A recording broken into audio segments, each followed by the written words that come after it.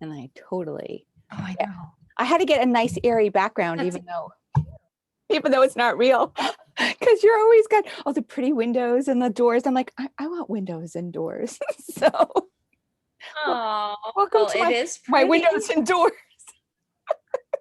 Not Oh, really. Not really. I love it. You know, it's funny. I did a interview last March with Nancy Levin about her book, and before I even paired up with her as an affiliate, and just to get the book out there in people's hands because I loved it. And after I went to go see her with Gabby, I went to really go see Gabby. I'm like, I didn't even know who Nancy was. I'll be totally honest. Oh, And then I was like, oh, who is this woman and where has she been my whole life? And so I saw her on Instagram and I thought, this is crazy, Jen, don't ask that. But I was like, nope, I'm going to. And I just told her how much I loved her book and that maybe sometime I would love, if she was up to being interviewed. And I thought that was a shot in the dark because I see lesser, if you want to say, people, less known people on Instagram that are like, no podcasts without payment, no this, no that. They're very much like that. And some people I really like, but still I was like, and she got right back to me. She's like, let's do it. When do you want to do it? So I was like, oh my God. So I that's used this screen and she was like, we did our little getting everything set before we went live. And she's like, is that a green screen? I said, yes. She goes, that is the most realistic green screen I have ever seen. that is so cool. It And I does. was like, That's great. right? I was like, except the sun never moves. It's always in the perfect position right there. But I was like, oh, I got the best compliment ever. I'm very picky. Like if it looks like it's not coming, like even right now, my lighting isn't right because you can see like in this little corner. It's like Oh, probably also because my sleeve is so big. okay. Probably so it blocks the light when I move, and there's like a piece of my screen that's not. Yeah, we'll see. But that bothers me. Like if it's not going to Okay. work, then don't use it. Like when I watch, it's just a thing in me. Like when I watch people do it, and they're like they disappear into Oh, the. yeah. I was like, no. Yeah, I hear you. I've Yeah, seen that before. It's for somebody like me, super distracting. it is. It's Yeah. distracting to me, and I'm like, this is weird. Like you come in and out of consciousness. Like Yeah. I'm like, where are they? Yeah. That That is bothers funny. me too. So like, no, it has to look like it actually exists. Sometimes I Yeah. have one. No, it's not my green screen. It's my screen that looks like a living room. And so somebody said something. I'm like, no, that's just. And I touched it. They're like, oh, because it has a good dimension. It looks like there's tables and chairs and a chandelier above me. So Oh my gosh. how That's are so you cool. doing? How are I'm you? doing good. I'm doing better this week for sure than last week, in the week prior. So, or the, yeah. So that's good. How's your You family know, doing? How's your daughter doing with it? she's actually doing well. I am kind of surprised at how strong she is, about it. Mm-hmm. Um, I know it bothers her, and she also kind of lost a friendship like right after that. So I feel, I know that this is how we grow, but there's a piece as a mom where I feel Mm-hmm. bad for her because I hate that she lost her cat, which, her kitty was the thing that when other areas of life weren't going as smooth, that she would find solace in. Mm-hmm. And then to lose her cat and then to lose a friendship, I'm like, oh, that sucks. Yes. Isn't it hard being us? Because sometimes like we'll know the truth of it, but there's just the piece that we're so attached that it just hurts. Like we don't want to hurt Yeah. with them. Like, I mean, it seems like we feel bad for them, but it's also because it just hurts and Yes. we take that on as Yes. we walk through. So Yeah. I got just when you said you were surprised at how strong she is, she's gonna blow you away in many, many realms because she called you in as her mom. And I see the same thing happening as happened with Ashlyn and I. Um, I remember sitting with Rob, my coach, at one point, and I said, I don't know how she is.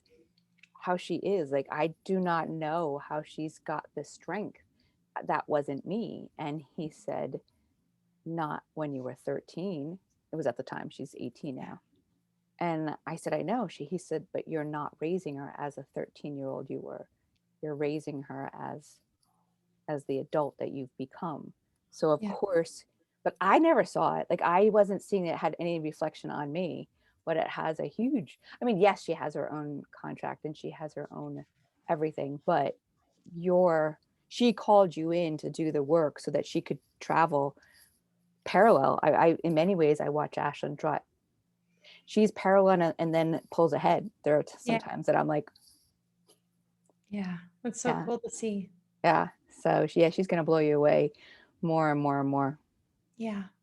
I see that for sure. So Yeah. what's happening in your world? So that part's doing, Well, or anything you that's need to work through with that?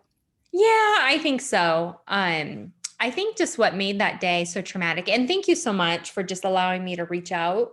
Of I really course. appreciate that. And then, I kind of felt like, oh my gosh, it was there's so much going on and, I needed to kind of deal with it. But then as some time passed, I'm like, no, it's okay. It's okay to give some space and some time. Um, but I'm also very, very grateful for our time here together I am today. too. It's always exciting. Like you're always my closer on a day because it's later, so that Yeah. where you are, and I'm like, okay, it's always a nice way to close my night. Good. Well, I have to say, I think what kind of struck me really to my core that day is just what the day was. There was a lot of interesting things happening and some Mm. things where I kind of am like, okay, Jen, help me out of like figuring this out because how it kind of started is that leading up. So when we found Maggie, it was early evening on Thursday. And I'd say it was like Tuesday and then like Wednesday, I just had this overall uncomfortableness Okay. in my body. Like my body was uncomfortable. So much so that on Wednesday night, in the middle of the night, my husband woke me up You were restless. and and he goes, "Babe, are you okay?" And I go, "Yeah." He's like, "You keep moving." And he was right. Like I kept twitching like because I just was uncomfortable. Hmm. And so I woke up that Thursday. It was a swirling day, like lots was going on. And I mean, it started out with like Morgan in the morning. She woke up and before she was leaving for school, she looked at me. She goes, "Mom, I had this really interesting experience last night in my sleep. I heard very pronouncedly Morgan book." She thought it was Morgan book. And then she said, "I felt undeniable male presence." And she said, it felt comforting. That was comforting. But Mm. it also just the message and the intensity of it was Jarring. frightening, jarring. Yeah. Right. Yeah. So because it's not a way that she's used to receiving. Yeah. But that was going to be my question. So she felt comforted. So she knew that it was good, but it was jarring and that it was not like the norm where someone's standing there talking to you. We're used to a face-to-face conversation Yeah. of energy of voice. Okay. Well, that makes sense. So I told her, I said, and she goes, "I don't understand what that means, Morgan book." And I said, "Honey, hold on to it because I think it will eventually make sense." Absolutely. And so I even thought about it that day. I'm like, what on earth does that mean? Like, what is that? Kind of Mm. came in and out. I had my coaching session. So I'm coached by somebody through Nancy Levin's program. Hmm. And I remember even telling her because we're invited to go into our bodies. And I'm like, I made a massage appointment a few days ago, but because my schedule's so packed this week, I have it scheduled for next Wednesday, but I feel so uncomfortable. I mean, one of my action step was I was going to call my massage therapist and say, "Can I get in tomorrow?" So this Hmm. is again Thursday, all lining up before Maggie. Um, so then, going through doing all this stuff, Morgan had an orthodontist appointment. I would go to school, pick her up, take her to orthodontist. That was off. Like we were there for an hour and a half, which never happens. We get home, my husband gets my son, and then we have ice skating lessons for the very first time. I Oh, signed wow. myself and the kids up, and I thought, okay, Oh. this could be something fun. My other girlfriend's doing it. She said it's a lot of fun. You know, we could try to do this. Well, Morgan leading up that day, she's like, I just don't want to go. You know, she had 2 incidents where within a month she broke both her arms, Oh, her right arm, and then a month later broke her left arm very severely on the left. wow. And so she has a little bit of a fear because Mhm. of that. And so much so that at one point, right before we were going to leave the house, she's crying. And Morgan rarely cries. Like she's always Mhm. just emotionally kind of held together. And because it was so abnormal, I looked at her and I said, honey, do you not want to go? Mhm. Because I was going to let her have the way out. I was like, Mhm. forget it. Like she's really kind of distraught right now. And she said, no, mom, I'll go. But I know she did that for me.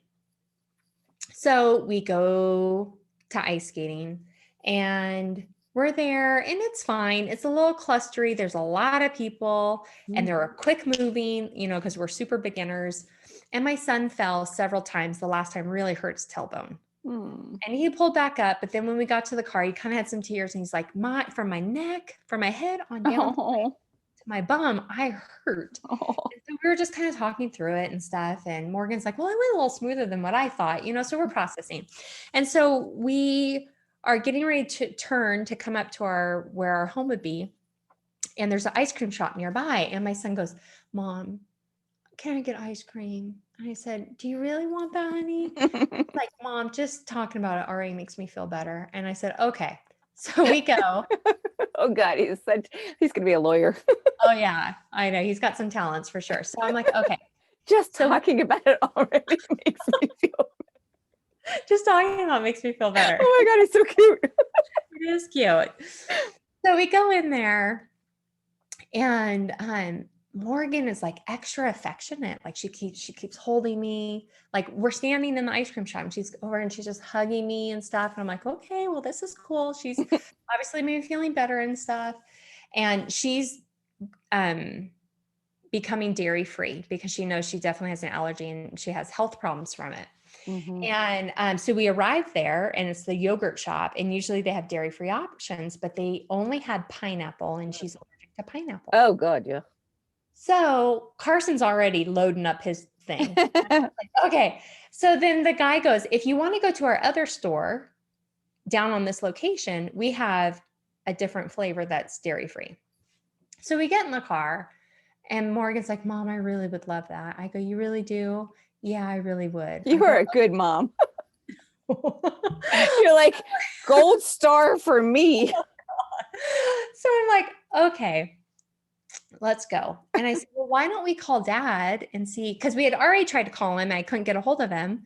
And then I said, call dad, because since we're going to another one, let's try to get him something.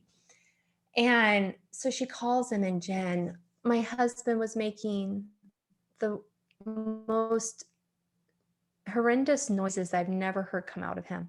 And so it's on speaker. I'm driving, my kids are in the car, and I'm almost feeling frustrated because I'm like, what is going on? Like, what is it? Like he's Sure. not saying, he's not speaking, Enunciating he's just what's going on, right? yeah. And Like guttural, I just really guttural pain. totally. And I thought at one point I was like, is he hurt? Like, what's Yeah. going on? Right, right. And um, and then he finally was able to say, Maggie's dead. She got caught in the garage. And my daughter then is sitting there. She's just going like this, you know, and I just was thinking, oh my God, what's going on? Oh my God, you know, and then my kids are reacting. And so as where I can turn around, I turn around and we're going back. And then my daughter calls him back because it's April 1st. And it's like, is Morgan saying, is this a joke, Dad? Mm. And he's like, no, it's not a joke. So we get home and found out that, you know, our garage door was open and there's a space between the ceiling and the garage door. And she crawled up there. I And was my husband, wondering how that, I was like, okay, I didn't want to ask any other I questions. know. I'm like you didn't see it, like she didn't, because I'm thinking as a cat, as it's coming down, wouldn't you move out of the, then I that totally understood that. Yes, I My can understand that. husband left to go for a walk and he used the keypad on the outside to shut the garage door, went for the walk, came back, went into the garage to put his shoes away, and he was sitting down the step and he looked up and he saw her hanging from the Oh my top of the garage God. door. And he was devastated, Of because number course. one, he knew he shut the door. Number two, he knows how important the cat is to our family, to Morgan. I mean, this is the cat that even made my husband a cat lover because Mm, he wasn't before. mhm, And so he was beside himself. So I think the thing that was kind of unnerving for me is that leading up to that incident, and when I was sharing with you that my body was so uncomfortable, I felt something off. And I mhm. remember I was like, it was such a surreal experience because I was just trying to push through my day because I knew we had a lot of stuff going on. So there was one side of me where I'm just like, I just got to push through, do this, do this, do this, push through. The other side of me, I'm like, what is wrong with me? Like, what is this going on? And I'm not putting the two together. Mhm. I'm not putting, I wasn't like, there was no part of me, which seems bizarre because we're doing this work. There was no part of me of where I chimed in and said, is this a sign? It's like something coming through that I'm feeling. Am I feeling some Right, energy? right. But the thing is, it wasn't a feeling you were used to. Well, or it probably could have been a feeling that you what I mean by that is that it didn't seem like a sign. Well, and I remember at saying this to myself and driving, I said, my God, the way I'm feeling right now, you want to know what it feels like? It feels like in 2011, in June 1st, 2011, when my cousin's 20-year-old son took his life. And Like a grief. I felt it before I knew that he passed. Mhm. So I remember on that day in So 2011. you so you were so when did that come? Like when did that piece of you know what this feels like? Like so that came somewhere. That was on that Thursday. And I remember I was driving and I was just like, God, why do I feel this way? Like, what is this? And I made kind of a conscious note. I go, this feels similar to when Travis passed away. Meaning I had this feeling. That something was happening. I woke up that morning and I'm like, something's up, like something feels off, something, something, something. And then it was about 10 a.m. that morning, my mom called and said, I have some bad news. So as I was driving just a week and a half ago, I consciously said to myself, this kind of feels like that feeling I had before I found out Travis passed. Mm, And so that's where and then when we got home and all this took place, it freaked me out. It really kind of mhm, freaked me out. And mhm. then when we got home and, and luckily Maggie was all in one beautiful piece and we could be with her and stuff. My daughter, with tears, she goes, Mom, the message, it wasn't book, it was look. It was Morgan, look. So I guess what I have to say is that experience was so intense and there was so much wrapped into it and so many layers and levels that felt like for me. Mhm. It was kind of pieces of it frightening, Mhm. unnerving, and then feeling Maggie passing because this is my first pet as an adult, losing Um, a pet as an adult. mhm. It's, it felt too close to losing a child.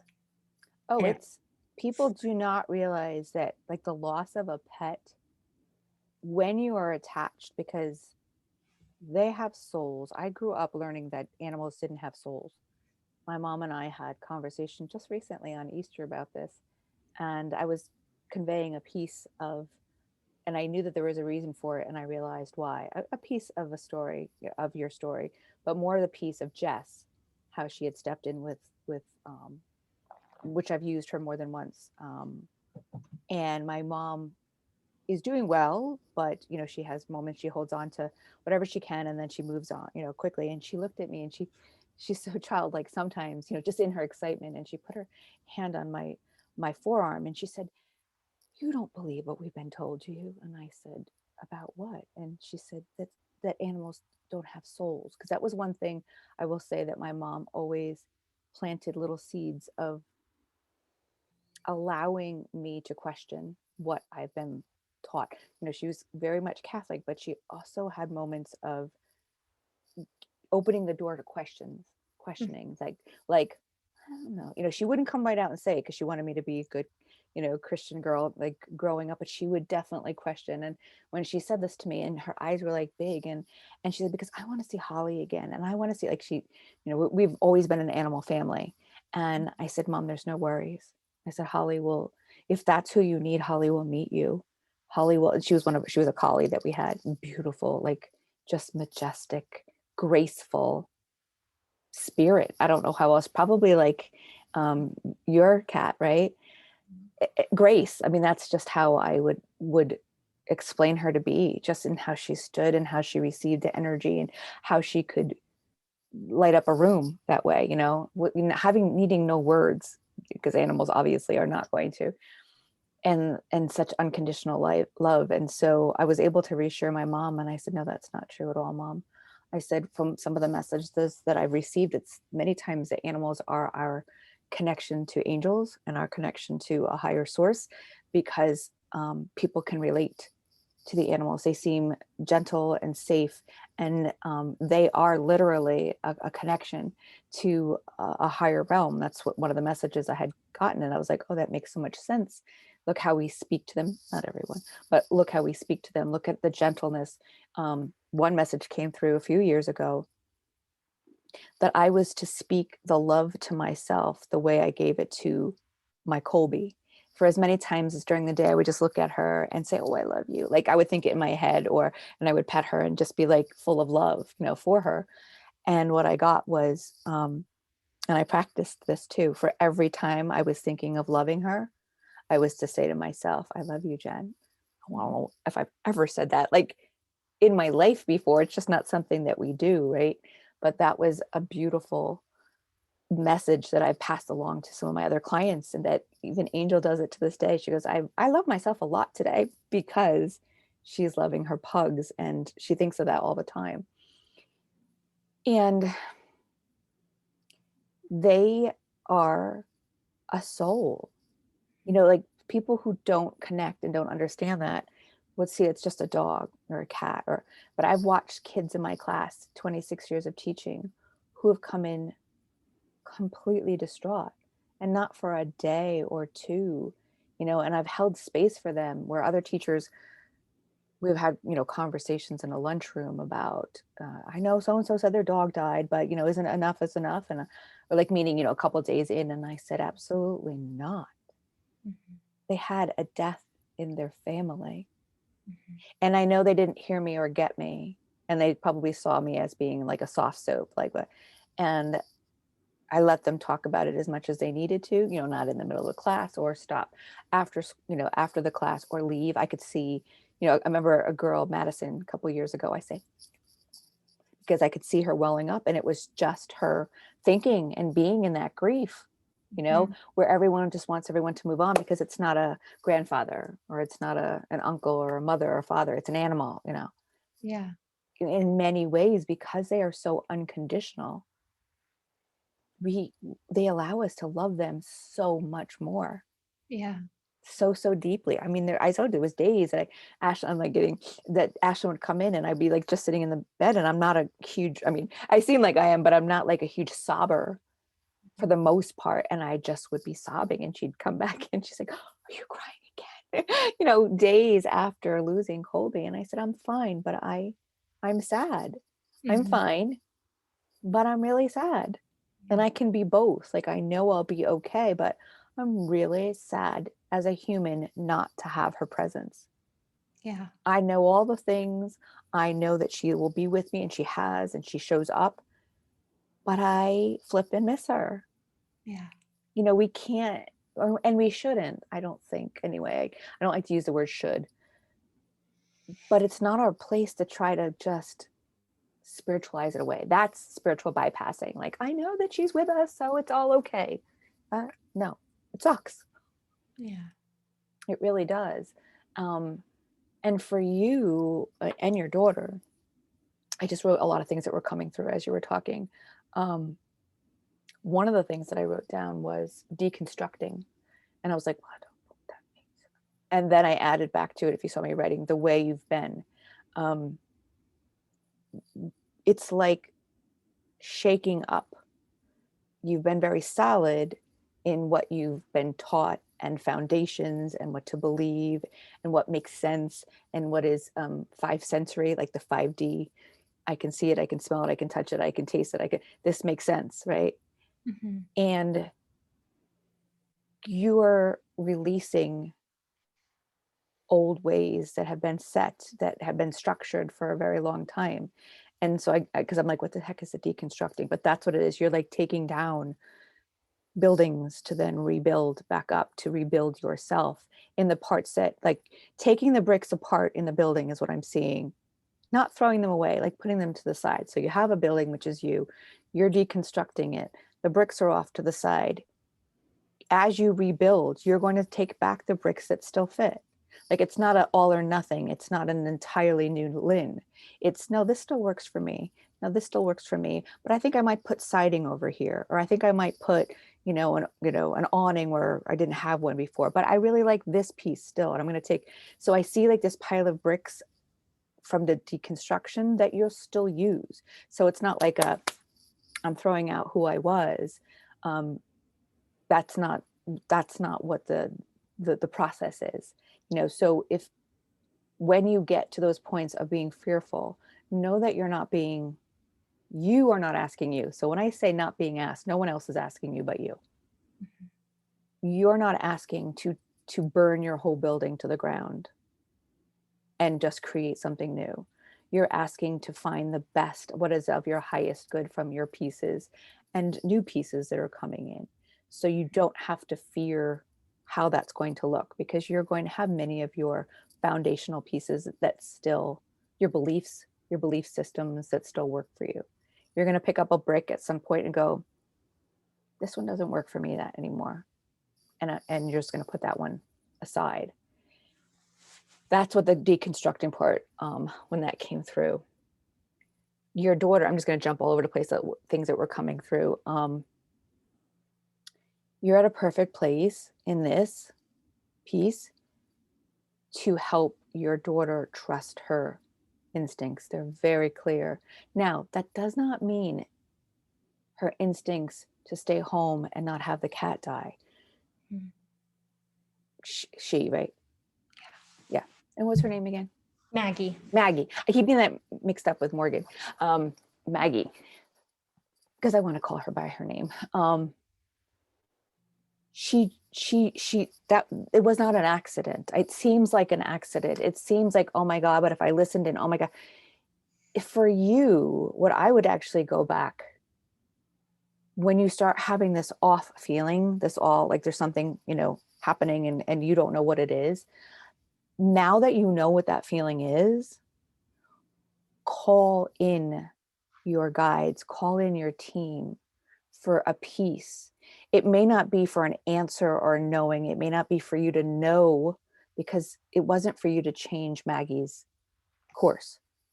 It wasn't. So it's important that I'm hearing that to say to you, it wasn't to call in your guide so that I could change the course of this, but calling your guides to bring you a peace, to bring a calming, to hand that over to them. I feel this. I know that there's something coming. I'm asking for peace. I'm asking for your help. I'm asking for you to hold me. I'm asking for you to make clear as I step forward, because I know that something's going to shift.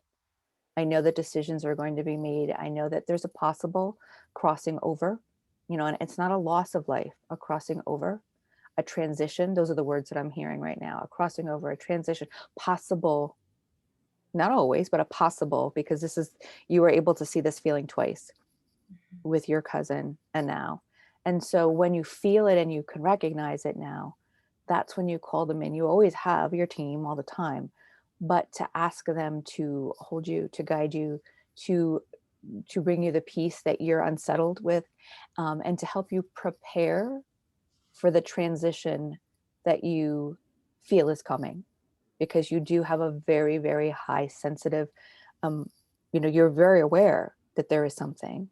And so instead of feeling like this horrible fear, or I could have stopped it, or, if I'd known enough, or if I listened enough to these messages, that wasn't your contract to do. But you can ask for that peace. You can ask for that clarity, because when you're feeling jumbled up like there's not a clear, it's like I'm seeing like a spirally line instead of a nice, line that you can follow. It's just like all over, like pen. When you take pen and you put it to paper and it's like all over, that's like what the insides feel like. Nothing fits right. This is why you wanted Yeah.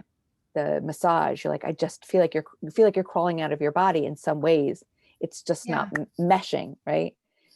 The inside spirit, the body, the soul, the flesh, none of it's fitting well together. So that's when you can, oh, am I frozen?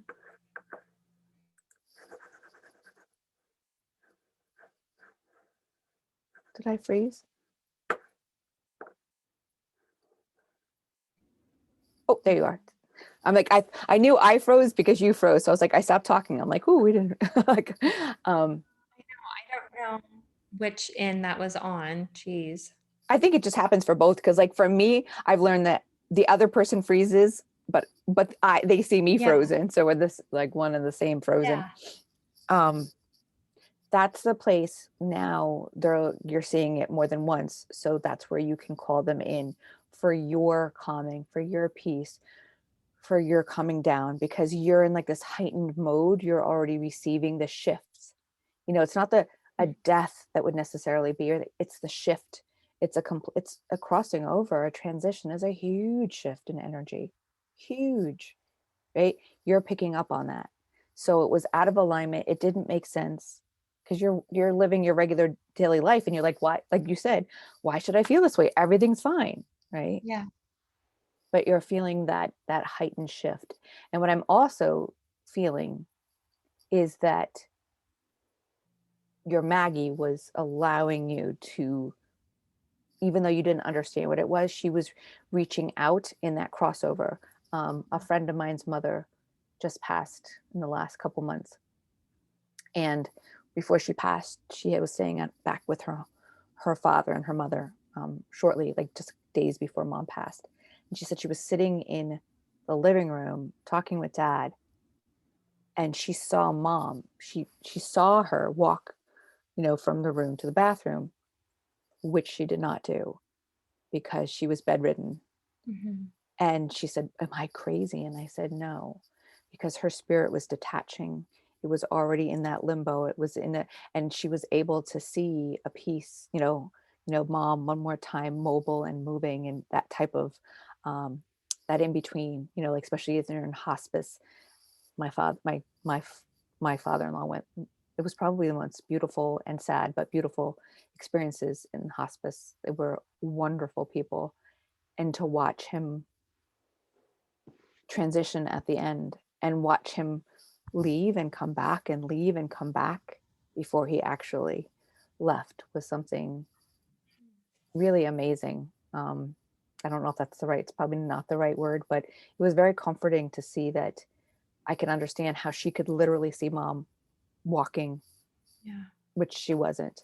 And so I feel that your Maggie was reaching out, but not reaching out to stop anything or to change anything, just to connect in a way before she moved on. That was Well, here's the other thing that was also interesting in that. Again, that day was very swirling. Lots going on in my that was the first thing I wrote, because I wrote swirling day. That was a very powerful word. I meant that was the next piece I was going to get to, but go ahead, tell me. swirling. My kids had stuff. We had different appointments, and the husband had stuff going on. I had, it just was swirling. But here's the so interesting thing is that day I can look back and immediately when she passed, I was able to, that day, I saw Maggie several different times. And although there was so much going on, her presence literally stopped me in my tracks. And I soaked her all in. Mm-hmm. And that was not like common for me. It's not like that's what I do every day. So Mm-hmm. that's again, Jen, where I look back at that and that's where like all those little moments, I'm just like, what in the heck was all that? You know? There was, well, you But I said it beautifully in the beginning when you said there were layers. Mhm. And what I would say to you is you're not done yet either, because it takes a lot. We have a very, it took me a year and a half to work through all the layers that the day that I got lambasted with my superintendent and all the different things and couldn't go to Spirit Junkie 2 and all of that. I knew even in that moment, I I had to keep saying be present because I could feel layers of things happening in that energy in that room. And I'm like, I was actually losing concentration for what I was being told, which was I wasn't going to have a job, which I'm like, Jen, pay attention. I actually had a hard time paying attention because there was so much that was coming in at Yeah. previous life type of things, current life. And I was like, Jen, pay attention, pay attention. Like, pay attention. So when my principal said, I don't know how you didn't cry, I'm like, I didn't know how I kept my head together because I know exactly what you're talking about. There's layers of understanding and messages and information. So, all the best I could tell you is allow them to unfold. There are some layers that you probably won't even get to until you need to. Yeah. So don't feel you need to work through them all as a closure, because here's the thing. I don't know if it's good or bad. um, there's no such thing as closure. Closure is a thing that we've created as humans. Like, we're going to do it and it's going to be done. And we've gone through the 5 stages. Is there 5 stages of grief? I think, yeah. And then we'll be finished. Except the only thing is, you go through them all and then sometimes they begin to repeat again and you jump to another one, right? Yeah. And then people question themselves, but I already went through this, didn't I? Like, maybe that wasn't the real one. Maybe I thought I did, or I skipped over a part. So then we start questioning ourselves, and then we start judging ourselves that we didn't do it right. Otherwise, it wouldn't be back again because I already had closure. I had this conversation with so and so, or I went to the grave, or I forgave so and so. And what I mean by, or what they've said to me, is that there's no closure, is that it's because we're not finished. Like, our relationship isn't done because they've crossed over. Mhm. So we think of a finite, I need to put closure on this so I don't have pain. If you want to say that we have closure, the best closure is when we realize we're not done and that that relationship continues on in a different form. And most people don't see that or recognize, or it's too hard, or they decide not to remember. But so I guess I wouldn't say that closure doesn't happen. It's a twist Mhm. on what we've known as humans as being closure. And the closure is to know that the relationship won't end. It's just the physicality part of it that has come to an end. And so we can deal with that part, and we can still miss that part sometimes, but the relationship has just transitioned. Mhm. It truly has transitioned. So as you keep moving forward, like, don't feel like you need to go through all those layers. Like, there'll be another piece and you're like, oh, something will happen. Something will happen. And let me just write, because I wrote something. I feel like, well, this is the part that I wrote for your daughter, but it's actually for you, which is to trust your feelings. And you're going to teach your daughter to do that too.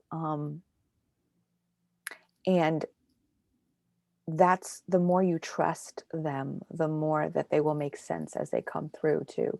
And they won't feel scary. And it won't feel like you missed an opportunity to save someone or change something, because those are not our goals. Those are Mhm. not our purposes, is to control, right? We love to control the outcomes of things. So we misinterpret our feelings as being warnings. Mhm. If there's one thing I can share with you, I was just talking about this the other day, that, oh, Shill reached out and she said, um, I'm really confused. I've been trying to work with my guides and angels. And she said, I'm asking them what to do, I'm asking for guidance. And they keep saying yes. And so I'm like reading her text. And she said, and then I just, for fun, just because I felt like every answer was yes, I asked, like, should I jump off a bridge? And the answer was still yes. She goes, I don't understand. What am I doing wrong? And I said, well, I don't ever say wrong, right? I said, but you can shift slightly your direction. I said, we'll never get warnings. We'll never get anything that's laced in fear. And a warning is laced in fear. We'll never get do this over this. That's our free will. And so, I'm shortening the conversation. Then she came back. She says, well, what good is it? I thought they were supposed to give guidance. I said, yes. I said, but they want to empower you to trust your connection with God, your connection with source, your connection with your highest self, whatever you're comfortable naming that, because that's an even greater connection than the angels. Angels are beautiful, but they're not as, big. Like there's a hierarchy, right? And so we're talking God, source, whatever you would like, you call it. They are there. What I would ask when I told her is to ask for guidance in trusting your gut, trusting your activation, trusting your feelings, trusting your connection. That's what they'll help you do. I said, so of course they're saying yes to you because they're saying, yes, we love you. Yes, we're here. Yes, we support you. Yes, we'll never leave you. Yes, like their yeses are not what you're misunderstanding. I said, Mhm. but you're never, it's not like a magic 8 ball. Many times people think that, like, and who kind of promotes this? Gabby. And I love Gabby, but like she's always like, ask for a sign. Mhm.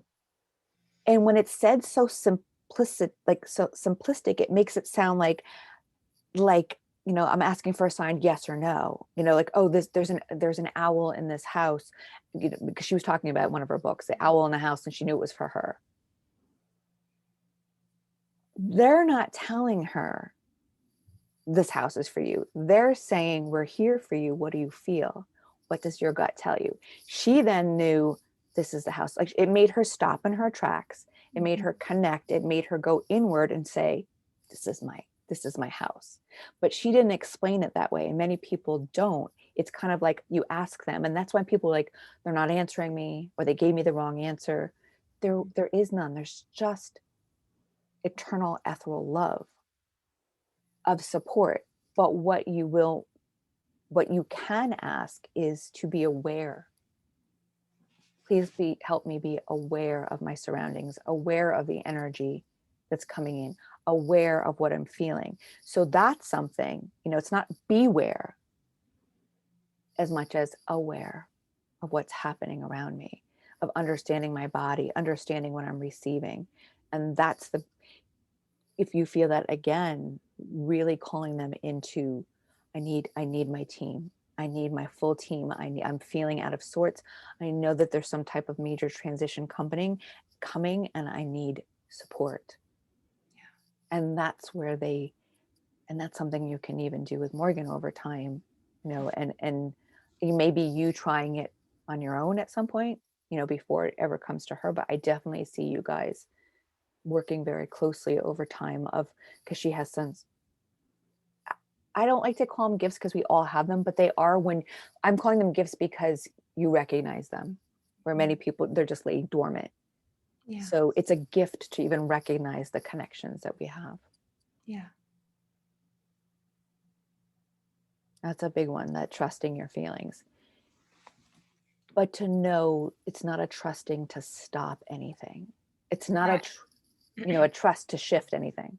I think that's maybe the piece that's a little bit hard, or maybe hard to kind of like fully understand, because you know I because I hear that, but then I look and have the experience of that dream that I have for my friend Magdalene. Hmm. And I was like, gosh, I had this dream, she was But dying look of at the difference. But so look at the difference. what is the difference? You're getting a full-on message of how to follow through.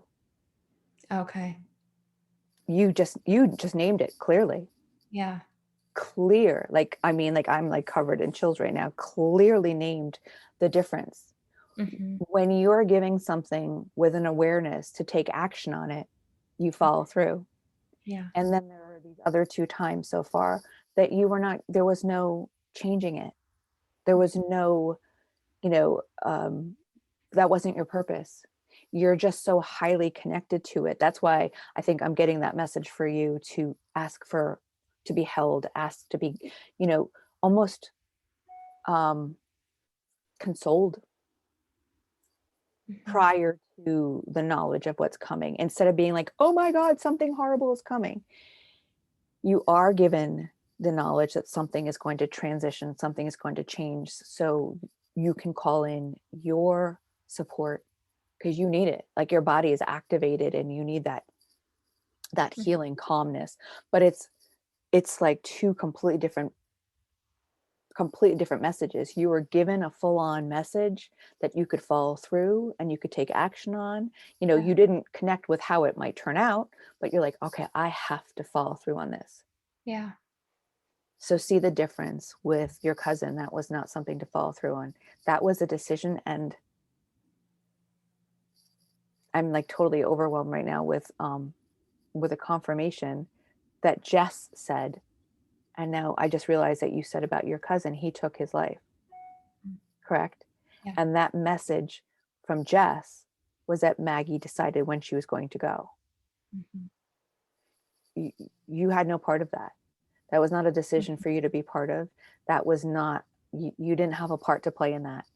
And both those feelings, you're the one that actually gave the clarity, which is better than anything I could give you because you can feel it from the inside. Yeah. And that came through your head that this is how I felt with Mhm. him. This is how I felt. Absolutely. And that's not a place, it wasn't for you to try to change. So, and if you're not sure on this, but a question that comes to my mind is like, so what is the purpose of me feeling that? You know, like the feelings I was having, like what's the purpose of that, or what am I supposed to do with that? Well, You know? that's a great question. I don't have an answer yet. I mean, I won't pretend that I do with nothing. But what I do have is that you're at the beginning of this journey and that you don't know the whole tapestry that's coming together, that whole, that whole Afghan. You're only seeing piece by piece by piece by piece.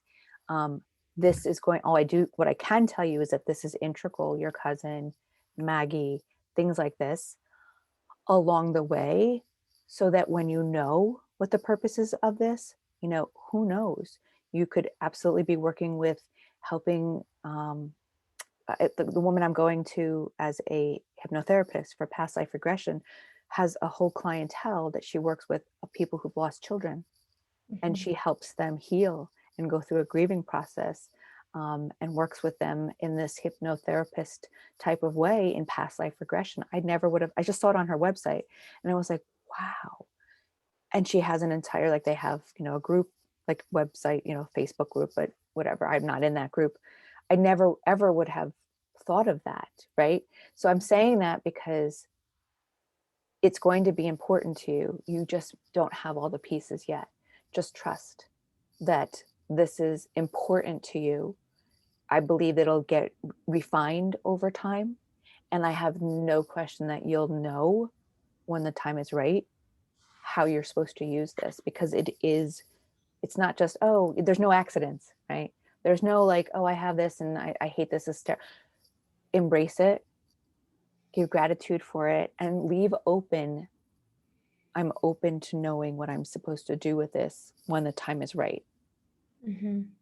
because that is a massive gift.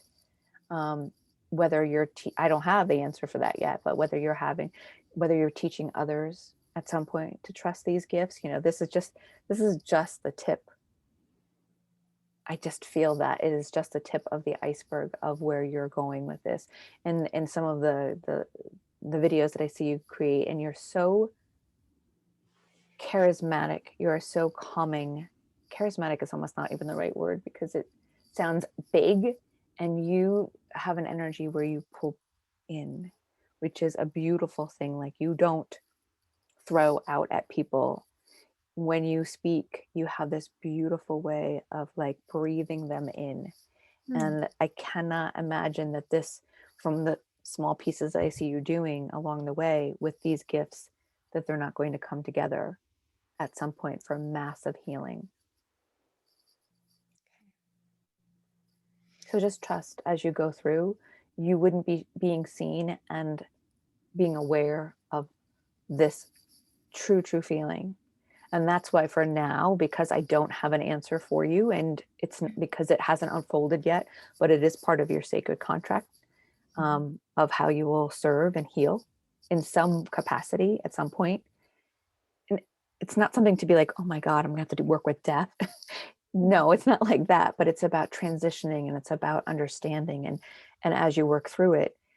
But that the part that I did get strongly was that's when you call in your team. And I have a feeling that you practicing that in some form, there's no wrong way to do it. I've never even said calling your, I've never had anyone necessarily say what you're saying. So I think, no, I take myself out of the equation. I don't think that would be me in my head.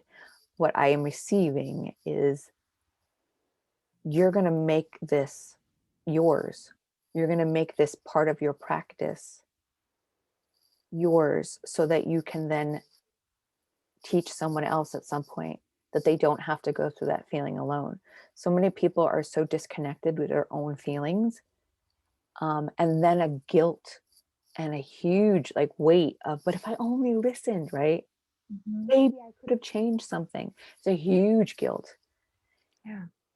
And I believe that that's going to have something to do with it. That's more of my belief, but it's totally connected and tied in with how you experience this so strongly that you'll be able to.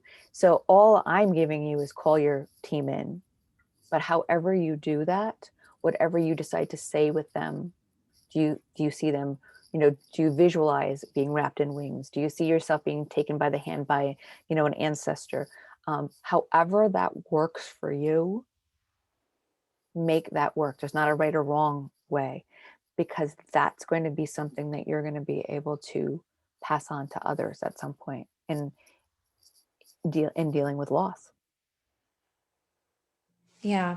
And I think it kind of freaks me out a little bit because, and so this is the other thing, and this was coming through in some of the work with Nancy Levin and our small group.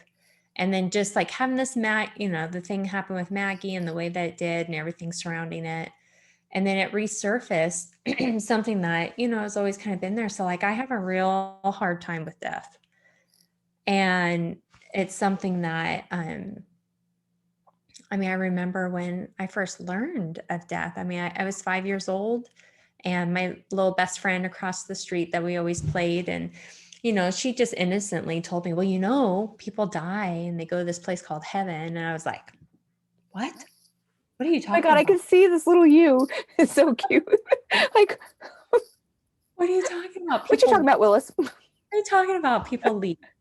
And I ran home and I told my mom, and I was like, tell me this isn't true. That this isn't true. Angie's saying that people leave and they die. Mm, And I remember instantly feeling like when I learned about death, I felt like I've just been gypped. How is mm, it that I was sent here and I fell madly in love with these people around me and they could be gone at any moment? mm, And I packed that with me my whole life, and then my dad got sick, and then I was, staring at it, staring at the death. And then with Maggie, it just, with it feeling so close to a child, it freaked me out. I was like, I hate this feeling and it scares me. It scares me. And now I kind of like have this fear. I think of my children and I look at them and I'm like, oh, please. I know that I think it kind of scares me to know that we have our soul contracts and we're supposed to experience certain things. And I'm just so damn scared. well, the thing I can tell you to not do is don't ignore it. Don't ignore it. Like, don't try to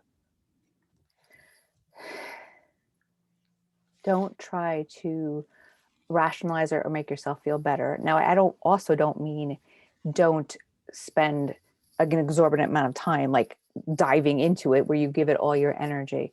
But when you do feel it coming up, lean into it so you can go through it. You don't want to just ignore it and press it and press it and press it, because we talked about that. Like if you press like a beach ball under the water, the more pressure you put, the more it's going to pop up, right? It's not going to just disappear. Um, have you heard from your dad at all? As far as like messages from him. Oh gosh. Um, I don't have anything, I know that I feel very close to him. Mm-hmm. I still feel in relationship and I can still hear him talking. I've had a couple, I've had some dreams, but it wasn't per se just me and my dad. Like there would be his brother, in there and stuff. So, I only ask because I'm definitely feeling to give you the message to open up to um, messages that you're receiving, so that you can feel assured that this has not been an all or nothing, physical, not physical. Because where you are right now is you've got your feet on both sides of this new deconstructing to construct with the oldness of you're here or you're gone. You're here, and definitely a fear that you've attached, to it. Because the thing to remember is that what I'm receiving for you is that your 5-year-old Lynn is not who you are now. So the fear that you're still bubbling up, that fear is not you. It seems like you because it's been there for so long, because it was in that moment that you can, absolutely pinpoint and go, that was it. mhm. So that's just something to recognize. It's not something to necessarily do anything about, but when it comes up, know that it's not necessarily the you that you were then. Because remember, 5 at Lynn, I mean, at when you were there at 5, to lose someone meant you would lose all safety. You would lose all security. There would be no one to take care of you because we're 5, right? The world is big and sometimes scary. And what do you mean, someone? Who's going to take care of me? Mhm. Right? That's the fear that's coming up at 5. That has still been, when she comes up, she's still 5 when that feels so big to you. And then what happens is when she's coming up at 5, like, oh my God, the world will come to an end. No one's going to take care of me and everything's going to fall to pieces. And what's going to happen, right? Then you shut down to take in possibilities of what you've already seen, right? Messages coming through, feelings through your guides. I feel like um, dad sends you messages through music, but you may not have recognized it yet. So what I would say for you to do, uh, this as like an activity, an action activity, in between now and we talk again, um, pay attention to random songs that come on the radio. Pay attention to a song that you might be listening to, and just tune in to see if anything comes up for that. Because for whatever reason, music is, I don't know if you like music or what, but I'm definitely coming through that music. There are messages that will come through when you hear a song, that if you are now more aware of it, that you're going to feel a bit of a stream and you're going to feel a flow of dad. So just being aware of it will open up the door. So if you're turning on the radio or anything, you're like literally saying, hey dad, anything, I'm open for anything as I'm driving today. So it doesn't mean that it will or not, but you're totally opening to that new source, that new avenue to receive messages. I feel like it's really important. That's what I'm receiving, um, to not see the end, the end of they were here and now they're not, because you're still in that mode very much, which is an overwhelming fear. Mhm. I know what you're saying because I've gone through a period of my life. Matt and I have different belief systems about how we live and die, and we're not on the same page, and that's okay. Like, it really is. But I remember him saying when the kids were small, like 3 and 6, like small like that. He said, I said they're borrowed to us. They're not mine. Like they are God's children that I was given, and I pray to be able to stay connected to them as long as possible. And I grieved over the realizing that I they weren't mine to keep. It was a surrendering period of time. For whatever reason, I had a huge fear. So I feel when you're crying, and I feel that pain because I remember it so succinctly. And I remember having a conversation in my son's room with my husband, and he said, "How can you say that? How can you say that? We are good people. And if you do good things happen to you." And I said, "I don't know that I totally agree with that. Not that bad things happen to you, but I don't agree with the good and bad. I Mhm. don't believe in the black and white of good and bad, because it's all in what you make of it, right? And how you see it." And he said, "How can you not?" And there was such fear. I had my own fear because, as a just there's it just felt fragile. They felt fragile to me at the time. And when I was leaving them at daycare every day, I it was a period of time where there was all these school shootings. I don't know if like in the news, it just seemed like everything was so I would leave them, and Jordan was 6 because he was in kindergarten, because he would leave the preschool to go to his school, and I would go to my school, and I had this panic like every day. What if? Because it was on the news every other day. There was like a new school. So I had a fear of myself. And Mhm. then I also fear, now that my son was out of the daycare and he's in, a regular school. So I was going through that. I think that was the period of time for me. And I saw his fear as being very different than mine. His was very black and white. But if we're good things will happen, and they'll be fine. And that worried me for him, because I knew that that's not how, I didn't even know the full realm of it, but I knew that that's not how it worked. And I thought, oh my God, if something happens, I don't know how he'll be. Like, because that will be his entire belief system from soup to nuts. That's it. What? No, this can't be, right?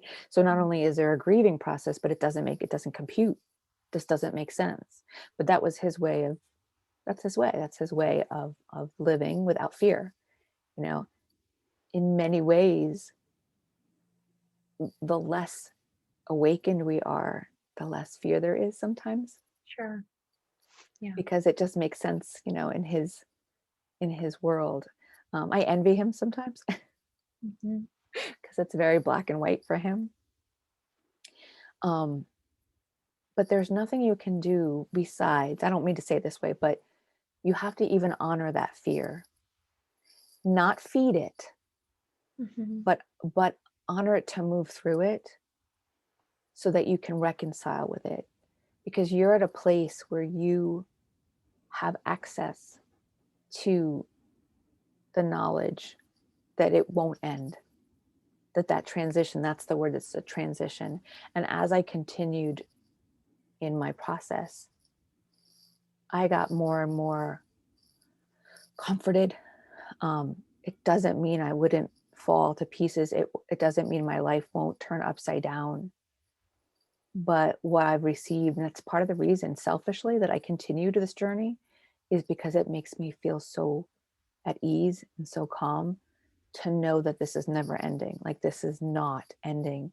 And so there's a big selfishness, on my part, because it has helped immensely with my own fears and what I see and what I've received. And the best thing I can say for you is to honor. That's the word that keeps coming through. Honor that fear. It doesn't mean feed it, and it doesn't mean to, but to talk to it. Talk to it. Like, literally, where will we be, Lynn? Will we, what do we think will happen? What will, like, ask yourself those questions. Like when you lost your dad, extremely painful, right? But do you believe that he still is still there? There's an essence. Yeah. It's just the part that's the human part that we, yeah, that we crave, right? That we crave that part of it. Yeah.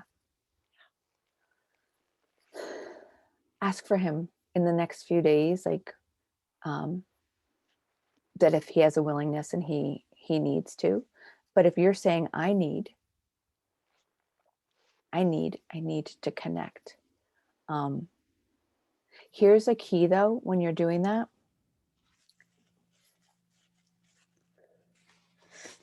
if you're asking him to connect at the best way possible, when we don't ask from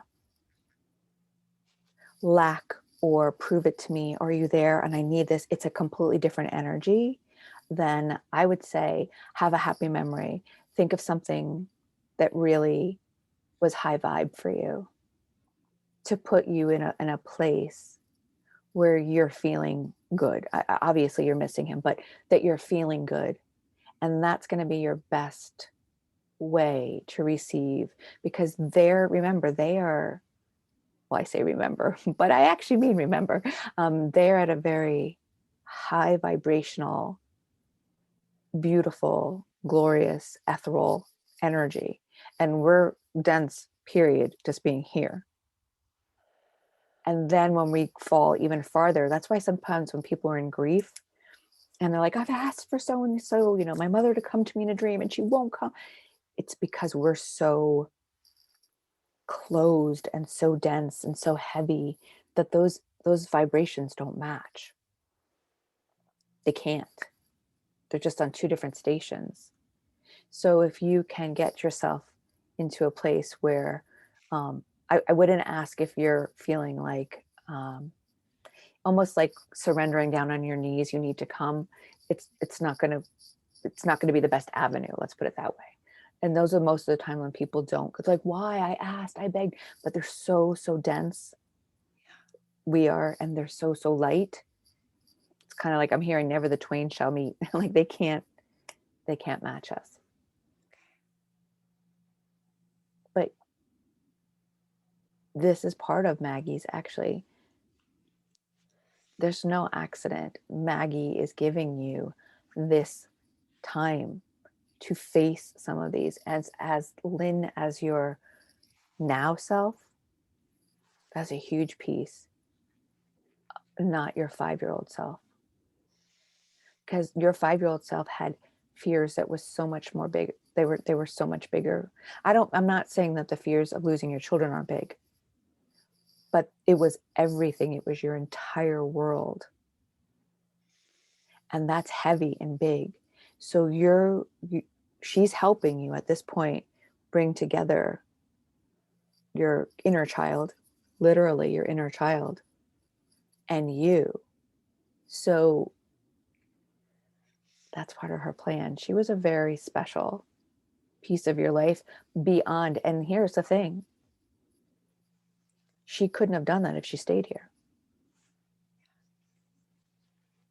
You're able to see the joy that she brought, and your husband became a cat lover and all that stuff. But this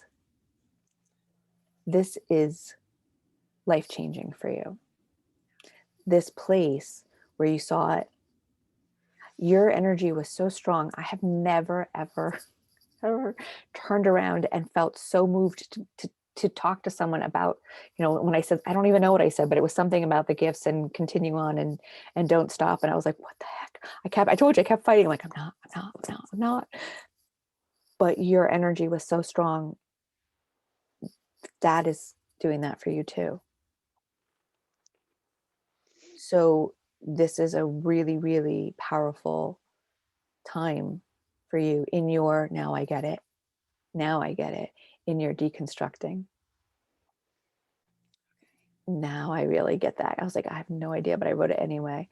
This is very powerful for you, because you get to choose as you start to go through this, if you want to keep the fear that you've held on to so deeply for so many years, or if you want to shift it. This is a place where you can begin to shift and to connect and to release some of that. It's a powerful choice. Talk about empowering. Empowering, because the fears that we hold when are so big like that and so old keep us limited in in our potential and purpose. So it's very powerful. And there's one more thing you can say thank you to Maggie for, because although it sucks and it feels like it sucks, like, let's not say it any other way, it's powerful, because that's where those shifts come in. Yeah. And I feel that. And it makes sense. But it's raw and it's Yeah. real. Yeah. Yeah. Because when my dad passed, that was a huge shift. So I think that's where, going through everything with my dad and having that big shift, and then it also shifting just professionally how I was feeling inspired to show up. Mm. But my dad, it's been a little over 2 years, so that knowing, I mean, yes, I shifted and I'm on that path, but the knowing of that shift and I don't feel the intensity as much Mhm. of um, that shift, that started to kind of subside. So then when Maggie passed, it like just brought it all right back. Mhm. Well, it brought back the things that you still can face. That those parts that we love to be like, I got this. Well, like what did I just say earlier about closure? But I was good. I was 2 years in, and then you're like, wait, what? There's more. There's more layers. Um, there's something I wrote down. It was so strange, because as you were talking, it really, really hit me. The strangeness, not strangeness, that's not the right word, but you wrote down the swirling day. But then when you were talking about the skating, I wrote down skating and gliding. And I feel like you guys signing up for the skating, which I've never had anyone say that, which I was like, oh, how cool is that? But it's powerful, because there are times, right? It's a metaphor of what's happening. There are times in the very beginning, which I feel like is very much, because I wrote that, I'm like, skating, gliding. I'm like, okay, I still haven't gotten to that part, but now I understand it. In the beginning, your husband, your son was like, oh my God, from here all the way down, right? I'm sore, I'm falling. This really hurts. And then your daughter surprised herself and was like, well, it's not as bad as I thought it was going to be, right? So she had a completely different, and you were, somewhere in between, but dealing with your swirling, your offness. And if you look at that sport or that activity, in the beginning comes the falling and the falling and the falling, and not being able to get your footing, Yeah. until there's this gliding, because that's what they wrote. Gliding, skating was where you went, but gliding was what they wrote. And I'm connecting that back down to the trust that even with the falling in your son's butt and his tailbone and all those things, this is the falling, Mm-hmm. but with that will come the gliding. It truly will, because I was like, now I finally got back to that piece. I'm like, what's the gliding? How to you guys are a pretty amazing family. Even the things you choose to do together are so profoundly connected to your story. It is amazing. I'm like, who does that? She has to write a book. Like, you have to keep some of these things in a journal, because at some point, like, literally, I feel like one chapter is going to be on skating, on gliding. And it's going to be, because it's totally connected to the story of Maggie, which is connected to your father, which is connected to you revisiting your fear on death, and putting some of that into perspective of not being the 5-year-old inner child any longer, but you, and the proof, and the messages that you're getting, and the understanding, and the doors that are opening, and the beauty of it, so that the fear doesn't have to be the 5-year-old who doesn't have that capacity Mm-hmm. to know anything besides loss and lack and empty and gone. Yeah. It's like check, check, check, check, check. Scary, scary, scary, scary, scary. You can't have this conversation with a 5-year-old. Mhm. But now you get to revisit. Like, I really do feel like that is pretty, whatever book you buy, you write, I'm buying. Cause like that is skating. It's like your chapter, and like everything in it is pretty amazing. Mm. It really is. So you're going to fall some more. Your butt's going to hurt. And I Mhm. like to, because that's the spiritual growth too, right? Yeah. But you will glide. And I love the idea that you can ease your little Lynn's fears because you know more than she did. So you've got to spend some time with her, talk with her about it, tell her what you know, tell her Mhm. how life doesn't end, tell her how more people come in, how more doors are opened, tell her what, like, start to ease her mind, because that fear is so deeply rooted, set. And I could hear it in the when you told the story as if it was yesterday. It was powerful. But now you get to, like, literally, I'm seeing, bring her on your lap, ease her, rub her back like you would do with one of your children, and talk to her, but she's you. Whether you do this in meditation, just quiet, meditation is just quiet anyway, and have some talks with her and show her, and be honest with her and be authentic and say, I'm scared too sometimes, like, I miss not seeing dad, I miss, or Maggie, like, you, because you remember, you're talking to you,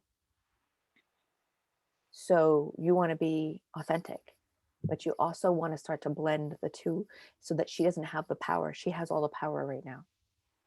Mhm. um I'm definitely getting,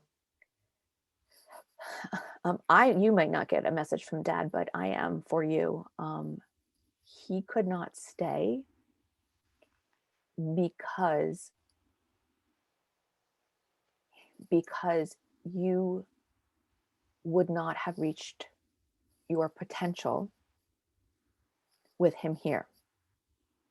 He would empower you, you would lean with him, you would connect with him, but by him going, it allowed the space for you to empower yourself. For you now, whatever that means, like, I don't know the last 2 years and what you saw, but I'm clearly getting that this is the time, in that spirit period of time, you began to rely on you in ways that you would not have relied on you and your own empowerment if he were still here. And so, out of, it's completely what I'm feeling is out of love. He trusted you. You did agree, and he did it for you. I mean, there's other things that he did too, and he was finished with things, but this was a huge piece, and empowerment is the word I'm coming, is coming through. And that without his presence, you would find the power within you for whatever, I don't know, whatever that is, whatever it is that you connect with that, but it's empowerment for you.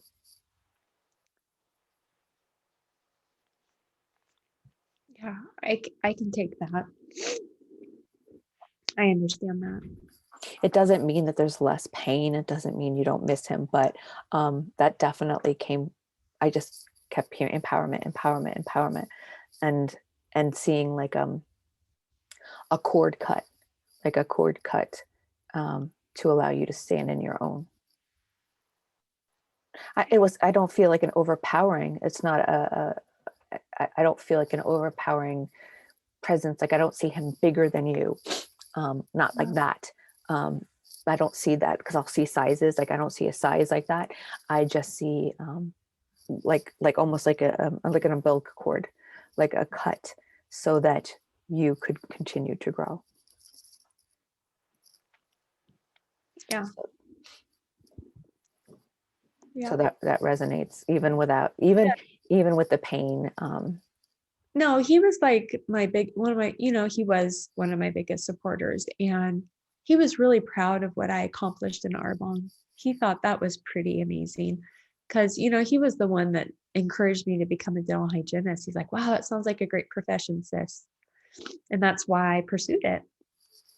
And when I told him, hey, dad, I'm starting this business called Arbonne, he was kind of like, oh, but then he saw, how it really served me, Mhm. and he saw all that came with it, and how I did have more time freedom. I Mhm. wasn't in an office, and so he was just a really big supporter. And what's kind of interesting is, the only one time I missed one of his doctor's appointments in his 7 months of going on his journey is that of course, felt it out. And it was a month that out of everything, he was doing better.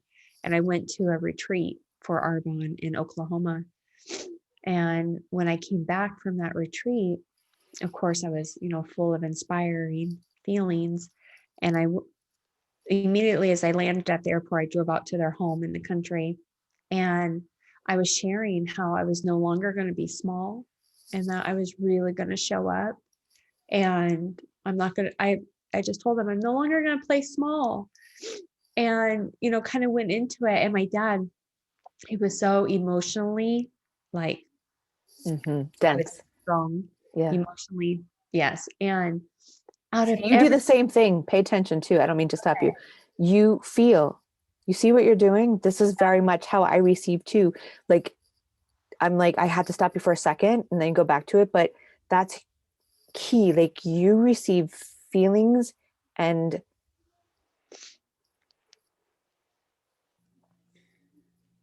not dynamics. I don't even know what the right word is, but I know like this is how it happens to me. Like, just you saw it when I said he's not big. He's not like it's beyond, there's not really a human word for it. I don't know how else to explain it, but it's an energy. Like, you feel the energy of it. So I just wanted to tell you that because you're doing that, and I wanted to make you aware of it, that you start to pay attention to it. You are very attuned to people's energy, yeah, and that's it. That was it. I totally understood what you're saying. Like, I'm like, I know what she's saying. I yeah. know what she's saying. So anyway, I just had to before because you were in that moment. So I wanted you to feel it so you could recognize it as you go on. So go ahead. So he was in that moment. So out of all the conversations, because I like a week before he passed, bared my heart and soul because I knew I wanted for myself, I needed to have a conversation with my dad before he passed, Hmm. and to just really be able to just tell him how proud I was. Just to He, have all those things. yeah. Yeah. But get this, I'm having this conversation, right? And you think even the strongest man, and he did not shed one tear. But guess when he got emotional? The only time in all of that 7 months of all the stuff we went through, the only time I saw my dad actually get emotional is when I came home from that retreat and I sat down across from him and I said, I'm no longer going to play small. And that's when He he, got emotional. I mean, he even kind of like had to adjust himself in his chair, because he was just like taking it in. And you know why? You know why now from this conversation we're I having. think they get it. Yeah. Because you're making me like emotional as I'm listening to you. I'm supposed to hold the space, but I can't help it. You were like, for a minute I went with you, but I'll pull back. I'll hold the space for you. No, it's all good. Yeah, no, but you're allowed to. But I always try to hold that space so that you can cry and I don't go with you. But it was so Okay. strong at that very moment. It was so strong that I got pulled in there for a second, but I want to hold so that you can cry as much as you need. It's And all good. yeah, well, and do you need tissues? Do you want to go No, grab I tissues? got it. Just Okay.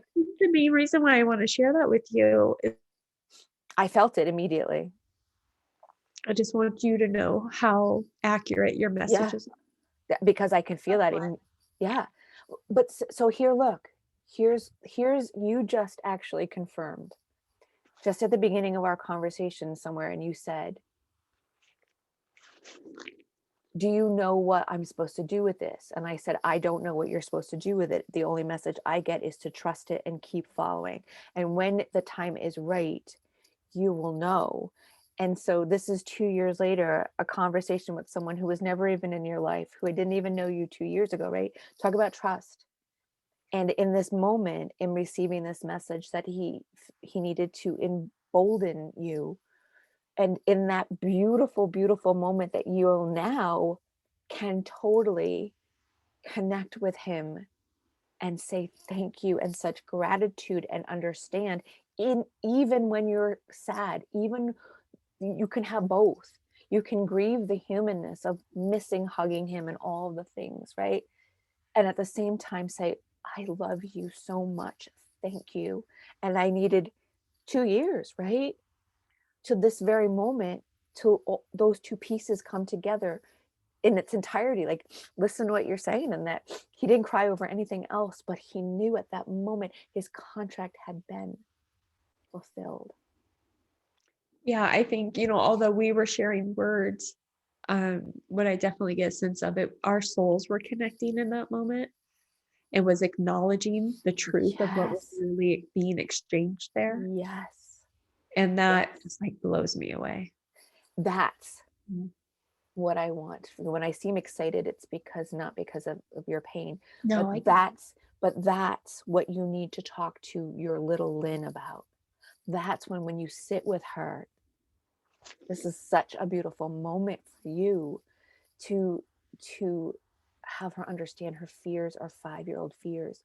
You know, when you talk to her hun, whatever you want to say, there's so much more. There's so much more. I know you can't understand it at 5, but I dealt with this with dad later on. It's okay. And now you can start to process this beauty of it only seem like grief and loss and lack because it's not done. You're still traveling. And here's how you're still traveling, because I'm receiving this message for you that's also connecting you back to that moment. So he's not gone. I've never met him. I haven't even seen a picture of him, but I can feel that energy clearly. Yeah. So you can start to reconstruct. That's that first word was deconstruct. I can send it to you. It's like I can even send you the piece of paper. You're gonna see it's a mess. I always put like Tuesday 5 of 6, April 13th. And I start off, it says knowing, aware of how it comes. Some of the things I don't even know. Give gratitude when you notice. Practice. Practice auras. I didn't even know I wrote that. Oh, we have to see that. So that's something that's on your list. God, like that has nothing to do with anything, but that's the beauty. In that the fear of death is not your fear now, it's what you were, and now you get to reconstruct. Deconstruct hers, reconstruct yours. There might be bricks that you still put back in, and like, I don't like this, it really hurts, I miss them a lot. That might put a brick that you put back in. Yeah, I hear you, Lynn. This sucks. I miss dad. I miss his hugs. I miss whatever. His smile, his laugh. Yep. I still agree that this is sad and I don't like it. Like you might still be hearing that. I don't like it. Put Yeah. that brick back in. But then leave some of the bricks out. Now this is so much clearer as we go through of what it really is, that it's not an end. And that, like, just like I said in the beginning, actually, now that I'm seeing that, and I said all the layers of Maggie, it's going to take some time, right? Just let it be. Don't try to figure them all out. They'll keep popping up when you need to. You have proof of that. You've got 2 years of things that you're working on. And now in this moment, you get to see the massiveness of that moment. You knew it then, but now you have the full knowledge of what it was about. You knew it, you felt it, you believed it. Yeah. No, and I appreciate having a little more insight because there not very much time, but there's been moments where I kind of think back because what we were talking about where I said I don't want to play small. And I thought, I was like, I want to reach this top level of the company. I'm one step away. I want to, going to type of That's what thing. you thought.